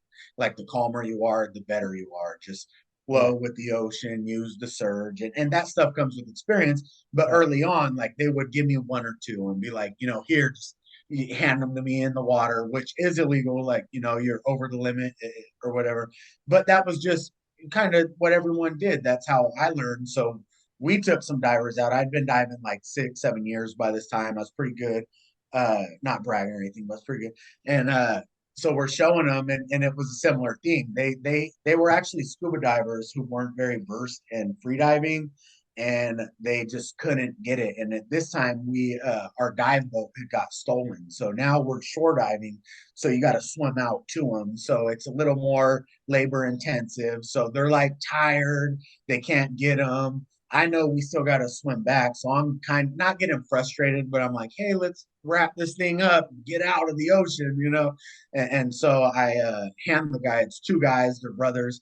I hand them each, I hand one guy, both of them. I go, here's one for you, one for your brother. It's illegal. It's wrong. I knew at the time it was, and whatever. Knew what You I was do this doing. all underwater. You've got All speakers. underwater You're talking with to a them. snorkel, Oh, just snorkeling. It's free dive only, no oh, free scuba. dive. But Okay, okay, yeah, okay. So when do so you tell boom, them? You tell them above the water how it's going down. You explain it. All right, we're yeah. gonna go down And there. then You're gonna meet go me right down. I'm here. gonna go down. I'm gonna pry it off, and I'm gonna hand it to you. I mean, Yeah. did you think they were listening to you, or how did they? No, no. So what so as we hit the beach, the warden, and mind you, we're 4 dudes all in black wetsuits. Uh we all, like it could have been any one of us, right? But the Yeah, warden walks right up to me and he goes, "You in my office." And I fucking knew. I'm like, I'm caught red-handed. I'm not gonna, lie. Like what? yeah. And he But goes, "I seen physically, you." you each had 3 in your hand. But So I already had 3 in my bag, and so this is where it got sticky. Is I already had pulled a limit, therefore I could no longer pull any. you But shouldn't I have had been in the pulled a water. limit and gave them to him underwater. Well, the he's sitting up on a cliff with a big polarized telescope, and we got clear viz this day, so he can see us underwater. He can Oh, see us even on top of the underwater. water. Oh, And they're experienced game wardens. Like he yeah, knows yeah, what he's looking for. yeah, He sees new divers. He's like, obviously, he's looking at a group of 4. Those 2 can't dive. Those 2 yeah. can. I'm gonna pick one to watch, and it just happened to be me. And so we hit the beach. Calls me I'm over. He sure he goes, could tell who's experienced by just looking yeah, at you. It wasn't, yeah. yeah, yeah, yeah. And he goes, I seen you pull three and then pull two and hand them to him. And he points right at the fucking guy. Like, we're Yeah. dead to rights. Yeah. And I just go, yeah, you're right. And he goes, you know what? You're lucky that you told me the truth because I'm going to take all your abalone today, give you a fine. He goes, if you would have lied to me, I'd be taking all your gear too. And so I was like, and I'm thinking like $300-400, maybe like a speeding ticket, fucking $1,200, dude. Ooh. And I was like, oh my God. And then I have to go to Santa Rosa to go to court because we were Yeah. out there by that. Yeah. And so like the first day, my court date, like I'm cutting it close on time already. I hit traffic, I get to the courthouse and they're like, oh, you missed it. Come back tomorrow. So I Oh, have to go and I'm telling them like, well, don't issue a warrant. I didn't know what was going on. It's like, I'll be back tomorrow. And then I come back tomorrow. They're just like, yeah, you were caught. And I just said, yeah, I did. And fucking hit me with a $1,200 ticket. And then the dude that I handed them to, he got a $500 ticket for accepting them. So they oh hit wow. like $1,700. That warden took 5 abalone home. For sure, he took 5 abalone home. I'm Yeah. like, man, that dude made out. But I get it. I get why they do that because greedy people, like, I just didn't want these guys to go home empty handed. Yeah. But at the same time, if I really felt like that, I would have just gave them each one of mine, I guess. So Okay. there was a little bit of, like I want mine, but I want you guys to have them too. Yeah. And so I was in the wrong. I won't do it anymore ever again, But it was just something like when I went out, like we had always been on boats. We always had a Zodiac. So we'd go out there in the little Zodiac, the inflatable boat, get to What's our dive zodiac mean? spot. It's an inflatable boat. Okay. The Do you go out like with the motorboat and then, or no? yeah, yeah, motor on it. So And you're it's out like further so they those couldn't see you, boats. or did they just step up their game when Well, you were no, you we used to do just that? yeah, we were never in the areas that were hot spots where Okay. we would go off and be alone and Yeah. not like, oh, let's go be alone and be sneaky. That's where the better diving was. Yeah. Yeah. But that's probably lulled me into a false sense of security, like, oh, Yeah. this is Yeah. just how it's done. But Yeah. then when our boat got stolen, Yeah. like we went to the spot where everyone goes and paid the price for it. Yeah. But that was that. Like it's it sucked. I didn't like paying the $1,200, but what are you gonna do? But honestly, after that, then it was like, well, I'm not responsible for you going home with anything. You got to get your own. So it took a little weight off of like, I'm not a dive guide. I'm not out here selling my services. I'm just trying to teach you. And you get one, get one. You don't. You know, which I still dive. We don't dive as much since they stopped it, but I still last year we went out, did some spearfishing and stuff. So we They still go stopped out. it. They abalone stopped. You're not allowed to Yeah, do abalone at all. none. So wait, tell me about that free diving. You're actually you have to swim out there and then you have to just dive off your breath, come back up and doggy paddle and then go back. Just keep doing that. I Well, mean, so when you have a snorkel in your mouth, you can rest on the water and breathe out of your snorkel with your okay, face down. So a okay, lot of what gets you tired swimming without a snorkel is keeping your face above the water. okay, Or if you could yeah, just dead man float and still okay, yeah. breathe. So you So, swim out and you usually bring like either a dive board or a tube that has something to put your stuff something. in. Okay, So you got some kind of flotation you can okay, kick back okay, on if you want. But yeah, for the most part, you're buoyant because you're wetsuit. You yeah. counter some of that with weights. So you're still positively buoyant, at the surface. And then you got a snorkel. So you can just lay up there and just kind of relax. So how Uh, do you get down? What you have you, weights? no, you swim down. You have fins, So Okay, so so you do have to kind so of you counter. So the way you're buoyant on the surface because there's a lot of air inside the neoprene, and the neoprene itself is yeah. somewhat buoyant. So you add a little bit of weight to where you can still get down, but you don't want to be like if you overweight yourself when you go down past like How do five, you weight six yourself feet. with water? Just getting water in, or I mean, No, you have a weight belt with lead okay, weights on it. yeah, So that's so you scary. That's gotta scary. Yeah, yeah. If you don't well, they're match, quick release. So what they okay, teach you is if you get in trouble, the first thing you do is drop your weight belt. Just and you'll shoot to the surface, you know, Yeah. if you're not entangled or something like that. Yeah. But you still want to be positively buoyant, you know, but as you go deeper, you become less and less buoyant because that water pressure, Yeah.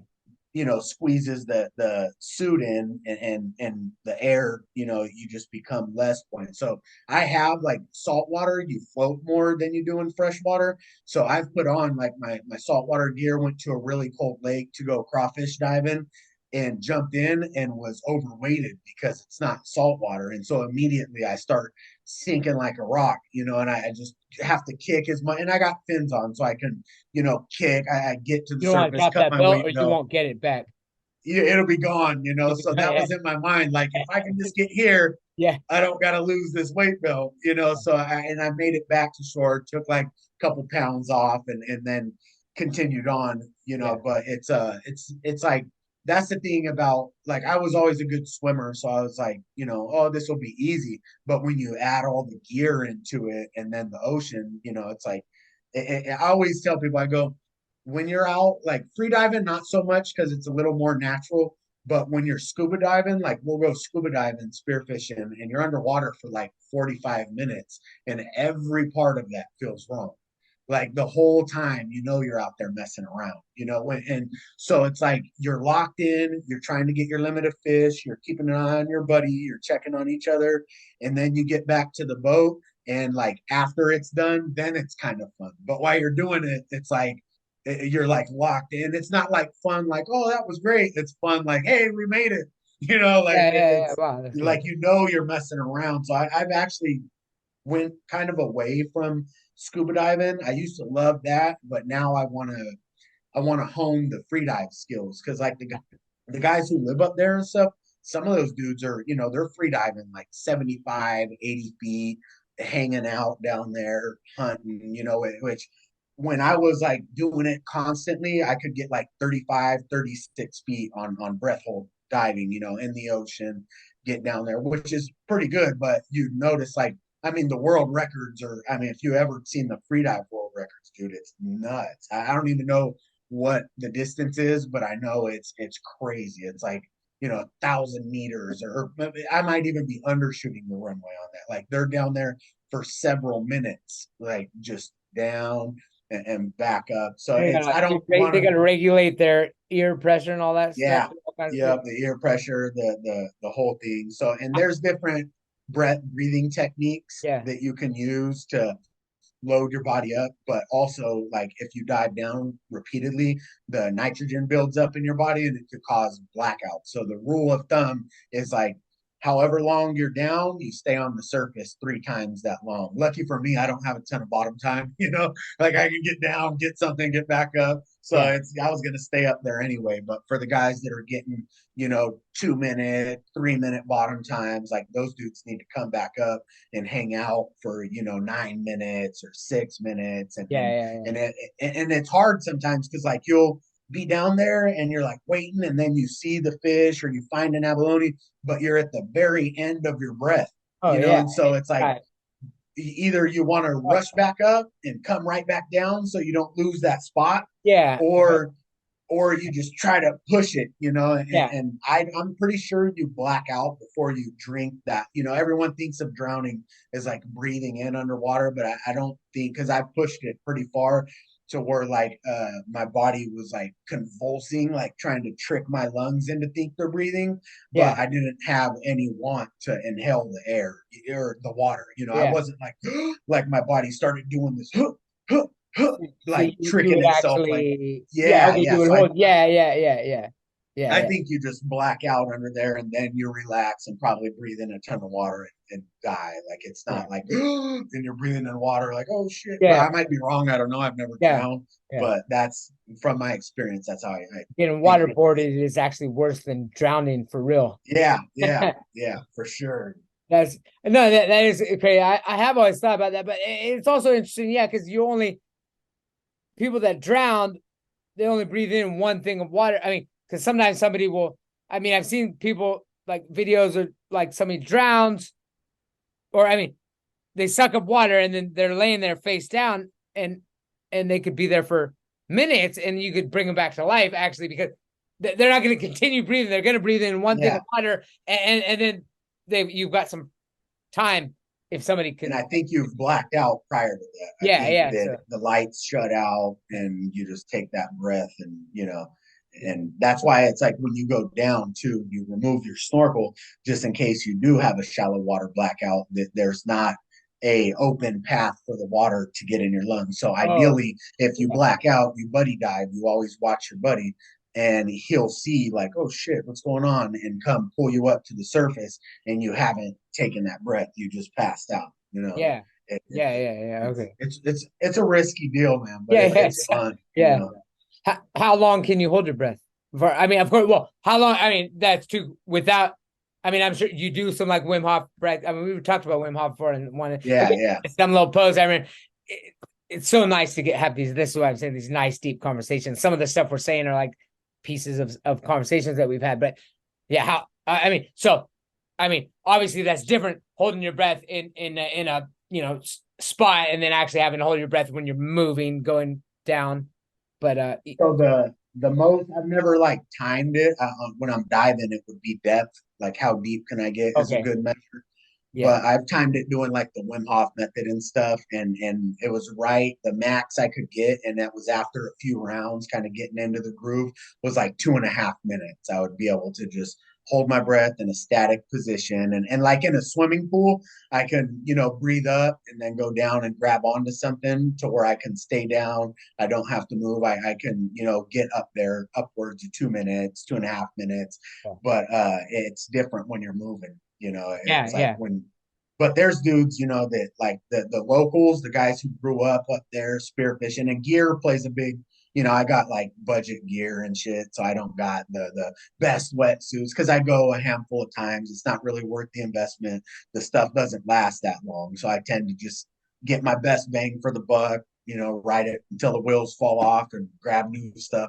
And so the guys who live up there who really dial in every aspect of their diving, like those dudes, it's impressive what they can do in such a hostile environment. Yeah. Because I mean, I've seen bodies floating. Like I've seen dead people out there diving, and it was on days that most of the time it's on days that nobody should have been diving. Like Wait, so, what do the you mean? You've ocean. seen dead bodies floating? I mean, Yeah, yeah, I yeah, mean, yeah. Like so, you seen we're him like we're you saw him alive and then saw him dead, or I mean, like no, no, no. you just So showed up and we they're get up. There's just yeah, yeah. We floating get around. to camp and we set up camp. We go out to check the surf, and it's pounding, pounding. I mean, like 16, 17 foot rollers just banging on the cliffs. And we weren't going to dive that day anyway, but we could tell as it got later in the night, like there's no reason to wake up early to dive tomorrow. It's way too rough. Just wake up. So we stay up, we party all night. We're camping, we're drinking, we're having fun. And the next morning, instead of getting up early to dive, we'd already made a plan. We're just going to wake up later, kind of see how the day goes. Maybe we get a dive in.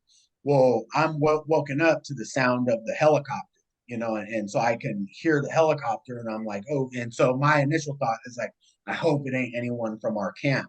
So we get out, we go to the cliff, and look, and there's two dudes that have climbed up on a rock, and they're like in the wash zone, but they're safe, like they made it to the top of the rock. And they're you could see their eyeballs from the top of the cliff. They're just, and their buddy, the third guy, he's just lifeless, just getting pounded. The ocean's just Oh yeah. Oh pounding him into the rocks, dude. And so they go rescue the two guys. They do the body recovery.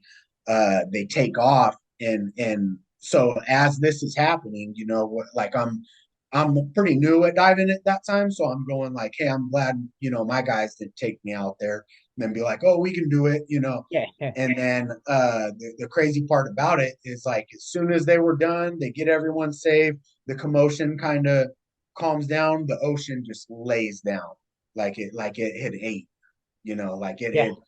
it took its sacrifice, which is a cold way to look at it. Yeah. Yeah. And my heart goes out to that dude's family, like Yeah.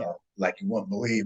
But it was like, Makes sense how we those type of superstitions came about. I mean, imagine if yeah, we yeah. were, I mean, Well, it's and so like we're like I'm sitting here going, dude, if they would have just waited another, if they would have slept in, like Yeah. that guy would be alive right now. Like, and what happens is people, they spend all this money, they drive 3 hours to get to the spot, and they have a word for it. It's called Sacramento syndrome. It's the guys that come from Sacramento Yeah. that get all the way out there. They're all invested. We're diving no matter what, Yeah. Yeah. and that stuff like that happens where we're really the ocean's really humbling thing to be in and around. So Okay. it's not a game. It's a game when you're doing it, it's fun, but it's Oh yeah. like you don't stand a chance. If the ocean Yeah. don't want you in it, Yeah. don't get in it. And, Yeah. and so we launch our boat. Well, we eat breakfast, we launch our boat, we go past in that cove because they're like in a cove right here. The boat launch is here, and where we dives over here. And so we go out of the cove, we come in this way and we're crossing where they were at, and there's a dive tube out there. And so we're like, oh shit, it's the dude's dive tube. Like we pull up to it and pull it on the boat, say a little like, hey, fucking sorry, bud. And Nice. I'm and it's fucking rental gear. So the guy is like not even a versed diver. Like somebody took the guy out there and said, "We'll that. teach you to dive," and Yeah. and I was just like, "Dude, that is that." And I still have the tube to this day. I use that tube. Like that's the tube I use. I've had to replace the inflatable part, but the cover of it, I still use it to this day. But I use it. It's kind of a reminder. Yeah. Yeah. Yeah. It's Yeah. it's like this dude didn't make it out, and maybe someday that's what happens to you, but it's not going to because I was foolhardy enough to think, oh, Yeah. we're gonna go out no matter what. It's if we go up there, we spend hundreds of dollars and on camping. Well, guess what? It's a camping trip now. The ocean don't want us in it. Like Yeah. Yeah. and with abalone diving, like abalone, they're really good. They're fun to get, so you'll tend to push it a little bit more than you would like it questionable days. Where now with abalone shut down, it's only fish, and I can catch fish with a fishing pole off my boat. So, and now for me to get in the water, it's got to be flat. The visibility's got like I want everything to be right now because with abalone, it's like I've got in there when the ocean's flat, but the visibility's so bad, like I can't even see my hand. Like you're just Yeah. filling around, like hey, there's one, and but now, like for fish, you wouldn't even do that. You just, hey, let's just go fishing off the boat and catch them and bring them back to camp and eat them, Yeah. and so it's just, it's like it's a hazardous sport, the diving aspect of it, but it's also like you got to be humble, man. It's like anything else. Like if you just Be jump in, humbled. yeah, exactly, exactly. But Well, I think it was good that early because I had a bit of that. Like I spent $300 to get out here. I want to dive, yeah. and then to see that so early in my dive career was like, oh shit, like Yeah. yeah, you don't play around out here. Yeah. Yeah. What was the spear? You said spear fishing. That's underwater, like Yeah, harpoon yeah. style. It's a sling, so it's like a long, about 6 foot pole. It's got a 3 pronged spear like this on the end, and then on the other end of it, you got a big rubber like surgical tubing band. And so you stick it right here in your hand and you stretch it down the shaft and you hold it. And then when you let it go, that band shoots the spear, Okay. at the fish. Yeah. And in the ocean, like those fish, they're curious. Like, so if you just don't kick at them real fast or you just kind of cruise and let them come to you, they'll come right to you and you just dump them, and Okay. it's Good it's baby. okay to eat fish. They don't have any feelings, Right. Chris. Yeah. Yes. That's so. It's Kurt Cobain. Let us know that. Uh, Yeah. You saw. Yeah. So I didn't. You saw one of my uh one of my locals like. I thought it was a Jimmy rig, but you're like, no, that thing's sick. Like he's up yeah. here shooting. He's shooting. He's got like this crossbow, but it's. I know he made it himself. But I've seen people with guns because guns are illegal here. It's not like, but I mean, people have guns because they make them out of like, they weld them. They make them. So I mean, that was definitely handmade, but it was legit, is what you're saying. You would seem Yeah, impressed yeah. by Well, it. that's that that's it's like that's how it was done in the past. So like if you can go get game, that's cool. And then if you can get game with stuff that you made, like that's, that's the to me it's Yeah, mostly like I yeah, like to bring the meat home, but it's about the hunt. Like I have no want to go sit in the middle in a shack with a corn feeder in front of me and watch a bunch of deer that been eating out of the corn feeder. Like that kind of stuff doesn't appeal to me yeah, at all. Like I want to be in their turf on their rules, trying to outsmart them. And I maybe I'd harvest way more game if that was the goal. But my goal is to yeah, have like, yeah. badass adventures Oh yeah, and yeah, cool hunts and and I've been showing like, most of my friends can't fucking be around firearms and stuff. So like nobody, I've been hunting alone a lot. And then my girl's dad, me and him hunt together sometimes. But with Randy, like Randy's brand new to it. Like one of his other buddies showed him, so he had got his license. His dad gave him some shotguns and stuff, so he has like a peripheral understanding of it. But now it's like somebody that I can kind of pour into because I just learned through trial and error. Like I didn't have anyone that mentored me on how to hunt. I just would like watch videos and shit and be like, "Oh, that looks you go tight. Like out I'm on gonna your try own. that." Yeah, yeah. And so I, and you remember my dog, right? We had the pointer, Yeah, and so like my foray into small game hunting was just because my girl works veterinary technician, brought home this little puppy that had a broken leg. People were going to put him down, and he happened to be a bird dog. He's a German short hair pointer. And so I'm like looking into the breed, like, what does he do? And so I'm looking, I'm going, oh, that shit looks tight. And now, like, that's one of my biggest passions is I have two bird dogs. I still have him. He's 13 now, and he still goes out. They keep trying to tell me he's too old to, but I can't break his heart like that, man. We're yeah, gonna, he's if he's gonna go out there, let it be. yeah, yeah, yeah. It's You got but another one just like it, same breed, or no, I have a breed. Brittany now. I have Okay. a smaller. They're similar, Yeah, but yeah, they hunt the same yeah, style and stuff. But it's like I look at because dogs' lives are really short, and I've always been a dog person. Like when I growing up, my dogs were some of my best friends. Like I spent so much time with my dogs, and so with the hunt dog, it's like it takes it up a little bit because you're both working toward a common goal. And then every year the hunting season, like you'll have a dog and you'll just be like, oh, my house dog got old all of a sudden. Where with hunting dogs, it's another season and yeah, another season. So you have a better feeling of how fleeting that time is with them, yeah, yeah, and to just be like, oh, he got old, I don't take him hunting anymore. Like, and he doesn't run like he used to. He kind of hangs out with me. He lets the other dog do most of the heavy lifting, but yeah, he loves it. Like if we're just yeah, sitting on the couch and I go, hey, you want to go get some birds? Like he'll fucking jump up and be like, what, dude? Like, yeah. he's ready to go. So it's if I said, hey, you want to go get some birds? And he just kind of looked at me like, no, that'll be the day that I Yeah, let him stay home, But yeah. I think it would, it break his heart if I was just like, oh, I'm But taking this dog, not oh you. yeah, oh yeah, yeah. You stay here. Here, you can have this little snack. Take it out of a bag. You can have this. Yeah, yeah, That's yeah. all I get. I got a dog, but I don't really know how to. I've tried so hard to train it to act like a cat that like I just wanted to just like Joe go and like can't Oh you no, dude. can't you just keep yourself like can't you just entertain yourself like No, because the dog loves you and wants to be a part of your life. yeah I The know cats use you. The cats are just using you. yeah but they're just they don't They're get self-sufficient yeah though. this dog's here I know she's under here oh, there she is over there yeah she's right there she's right hey Oh, she's a little floofer. Look at her. little foofer hey little foofy I mean yeah she definitely uh yeah I don't really know I mean I try to give her love but I just don't I know I've always had a cat I just don't know what do you want what do you want from me is what I want to know Just wants to be I, pet.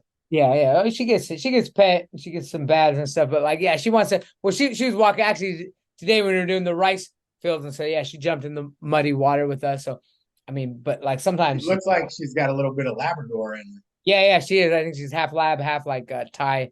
Yeah, Mutt. so she probably likes to play fetch. Like labs love water and they love playing fetch. And Yeah, then she if you does can love play water. fetch in the water, their day is made. You want to play fetch in the water? Huh? You wanna play fetch in the water? Is that what you want to do? She's actually not good at fetch. I've tried.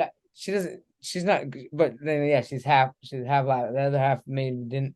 Maybe we'll try that again though. She's only like 3 right now, maybe. But like she got it a couple times. Like we had some stuff, but she wasn't feeling it. I don't know. We'll find out. That's what's up. That's what's up, man. Well, I'm glad to see you're sliding away from the cats and into the dark side of dogs. I still got yeah. We still got 6 cats and stuff. So Yeah, we got two at our house too. They're like indoor outdoor. One of them thinks it's the neighbor's cat, so it's yeah. they don't love you. I was telling my kids, because my son, he's like, I like cats, and I trying to make him a dog person selfishly, and I go, look, buddy, if you die in this house by yourself, which is a very grim thing to tell a 6-year old, because he's thinking about it now. I'm like, your dog's just gonna hang out with you. I go, you do that with your cat, they'll start eating you. If you're locked in a house with your cat, they say it's like 2 or 3 days before the cat's like, well, your food now. Yeah. Dogs won't eat you though. Nope, nope. They'll starve to death. Sit there and starve. They'll just wait until I'd someone be finds happy. them. I hope my cats would eat me if they needed Not to. me. If cats were the size of dogs, you think would have them? Huh? If what? If cats were the If size. cats were like the size of German shepherds, you think the relationship would go both ways, or you think they'd be hunting your kids? Yeah, probably, yeah. Yeah. Keep them. I like the small house cats. Yeah, yeah. Yeah, but yeah, they're just so cuddly, man. They just cuddle and they're clean. They take baths on themselves. They're always clean. I don't have to give them a bath. This dog, I have to give a bath every like at least once a week. Um, Yeah. but hell yeah, man. So yeah, let's well, a couple things. Are you down 18 years from now? Come to the gathering. Yep. Come Me to and uh me and Melissa were already talking about it. I show her the Earthroot stuff you do, and she's like, once our kids are old enough that we could either bring them with us and they're pretty self-sufficient, or we go out there and our kids are old enough to maintain by themselves. yeah. Which 18 years is definitely Yeah. plenty Well, of time out. yeah, no, but if you want to bring the kids in, it was feasible. Yeah. Oh, before it would be cool. Actually, it would be a great place, especially. I mean, of course, Chaya's a lot younger, but there's so much stuff. There's a lot of like educational things to do, and then yeah, like it's really just your plane ticket getting out here, and then there's like, I mean, we got a guest house, and everything's really cheap to do these like package tours you can do to hit some main things. We can go camping in the mountains. Yeah, during that time period is just like the best time period. It's like perfect, cool weather, dry. That right around that New Year is the time. Plus, you could maybe get more days off. I mean, it could be more expensive to travel. That is a higher season, but yeah, the local Hmong villages. There's a cool one there where they're just like they do a lot of handicraft stuff, and then and and a lot of like garden like the royal family like to this area, and they've done all these crazy gardens on the mountains, and then just like a lot of yeah, I mean it's real outdoorsy up here, like the the yeah there are yeah, I don't know, kind of hunting. I didn't really see. Well, yeah, guns are. I don't know how. We just go fishing. Yeah, Like yeah. I was gonna say there's fishing though. There's fishing. the way I envision my trip is just coming out and doing what you guys do. Like I don't need to do the touristy stuff. Yeah, I yeah, don't yeah. need to go and do, Well, you know what I'm yeah, saying? there's Like yeah, let's go to the river and have a yeah. picnic and hang out. Let's work on the farm and I'll show you guys, Chris can show us how they harvest this or harvest Yeah. that. Like Oh, that that stuff is appealing to that me. would be yeah. If you were here, there, yeah. If you were here for like for a month, I'd say then yeah, like if you were here for a long enough time, or yeah, we could really do Yeah, but no, that's yeah, no, I'd love to do that.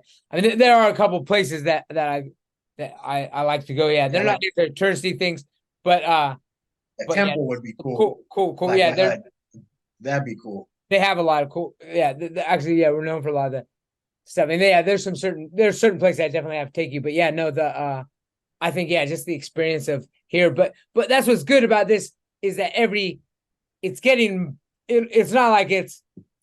I know I talk to people. I know it's not really it's not convenient now, but it's actually every year would actually be better than the year before. So it's actually going to continue to get better. And yeah, I like 18 years when it'll be like you're not going to miss out if it took that long.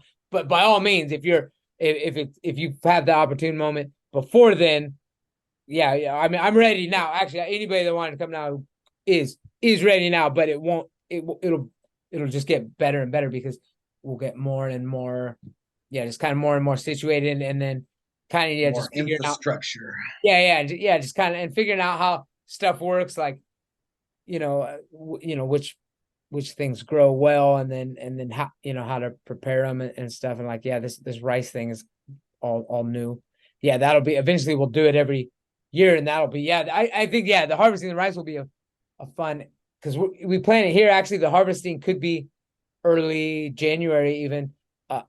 So that that sounds like that's actually the harder part. This part, planting it, keeping it wet is obviously work, but that's that's like daily thing. The But way I've seen it done out here is like they when they're planting, it's already little sprouts. Is that how you guys are gonna there's do it, two or ways is it? that no, there's two ways. There are those ones. I think that might be better for maybe for a bigger one. Yeah, Yeah, yeah. I've only we seen we just massive. we just threw it. We Nice. soaked it. We did buy special rice that wasn't. She ordered it online that would come as like it was local, but uh, it's like it still has its husk, and then she soaked it in water, and then we soaked the area that we're planting in. Like we dug all the weeds out and got it all muddy and stuff. We flooded it out, let it suck down. We flooded it out again, and then let it sunk back down, and then yeah, we just threw the Nice, rice there, nice. and then we'll have to go pull weeds and stuff. So you got to make sure it's like weed free during that time. Like weeds, I've got a war on weeds here. Like I mean, it gets Hey, live in the right here. jungle. Yeah. It's I mean, so that I mean, there's certain areas I'll just like. All right, you guys won this round Rip. for now. Like there'll be a drier season where I can come in and just kind of hack it out, but it'll just grow so fast. I was like, okay, that's a designated snake area. Like, and then I'll move to just I've got clear walkways from my office, which is here to the house, and then to where we park the car. Yeah, because we got different places. As long as I got these clear walkways, there'll be certain areas that just get dense especially during the rainy season. But yeah, hell yeah, brother. Sounds Cool, good. cool. Well, hey, I fucking gotta get wrapping up, man. I gotta get Yeah, back to work. that's I know good. my phone's probably going off. I turned my ringer off so I wouldn't even look, but Oh I know, yeah. Okay. I know I'm getting some calls. Okay. Excellent. Yeah, thanks. We'll talk again. Keep in touch. We always do keep Yeah, in touch. I mean, but it's good to have a full. yeah, yeah. No, this is nice. This is like just talking to you, man. Excellent. All right. Right on. Love you, brother. Yeah. Love you. Peace out, brother. Yeah.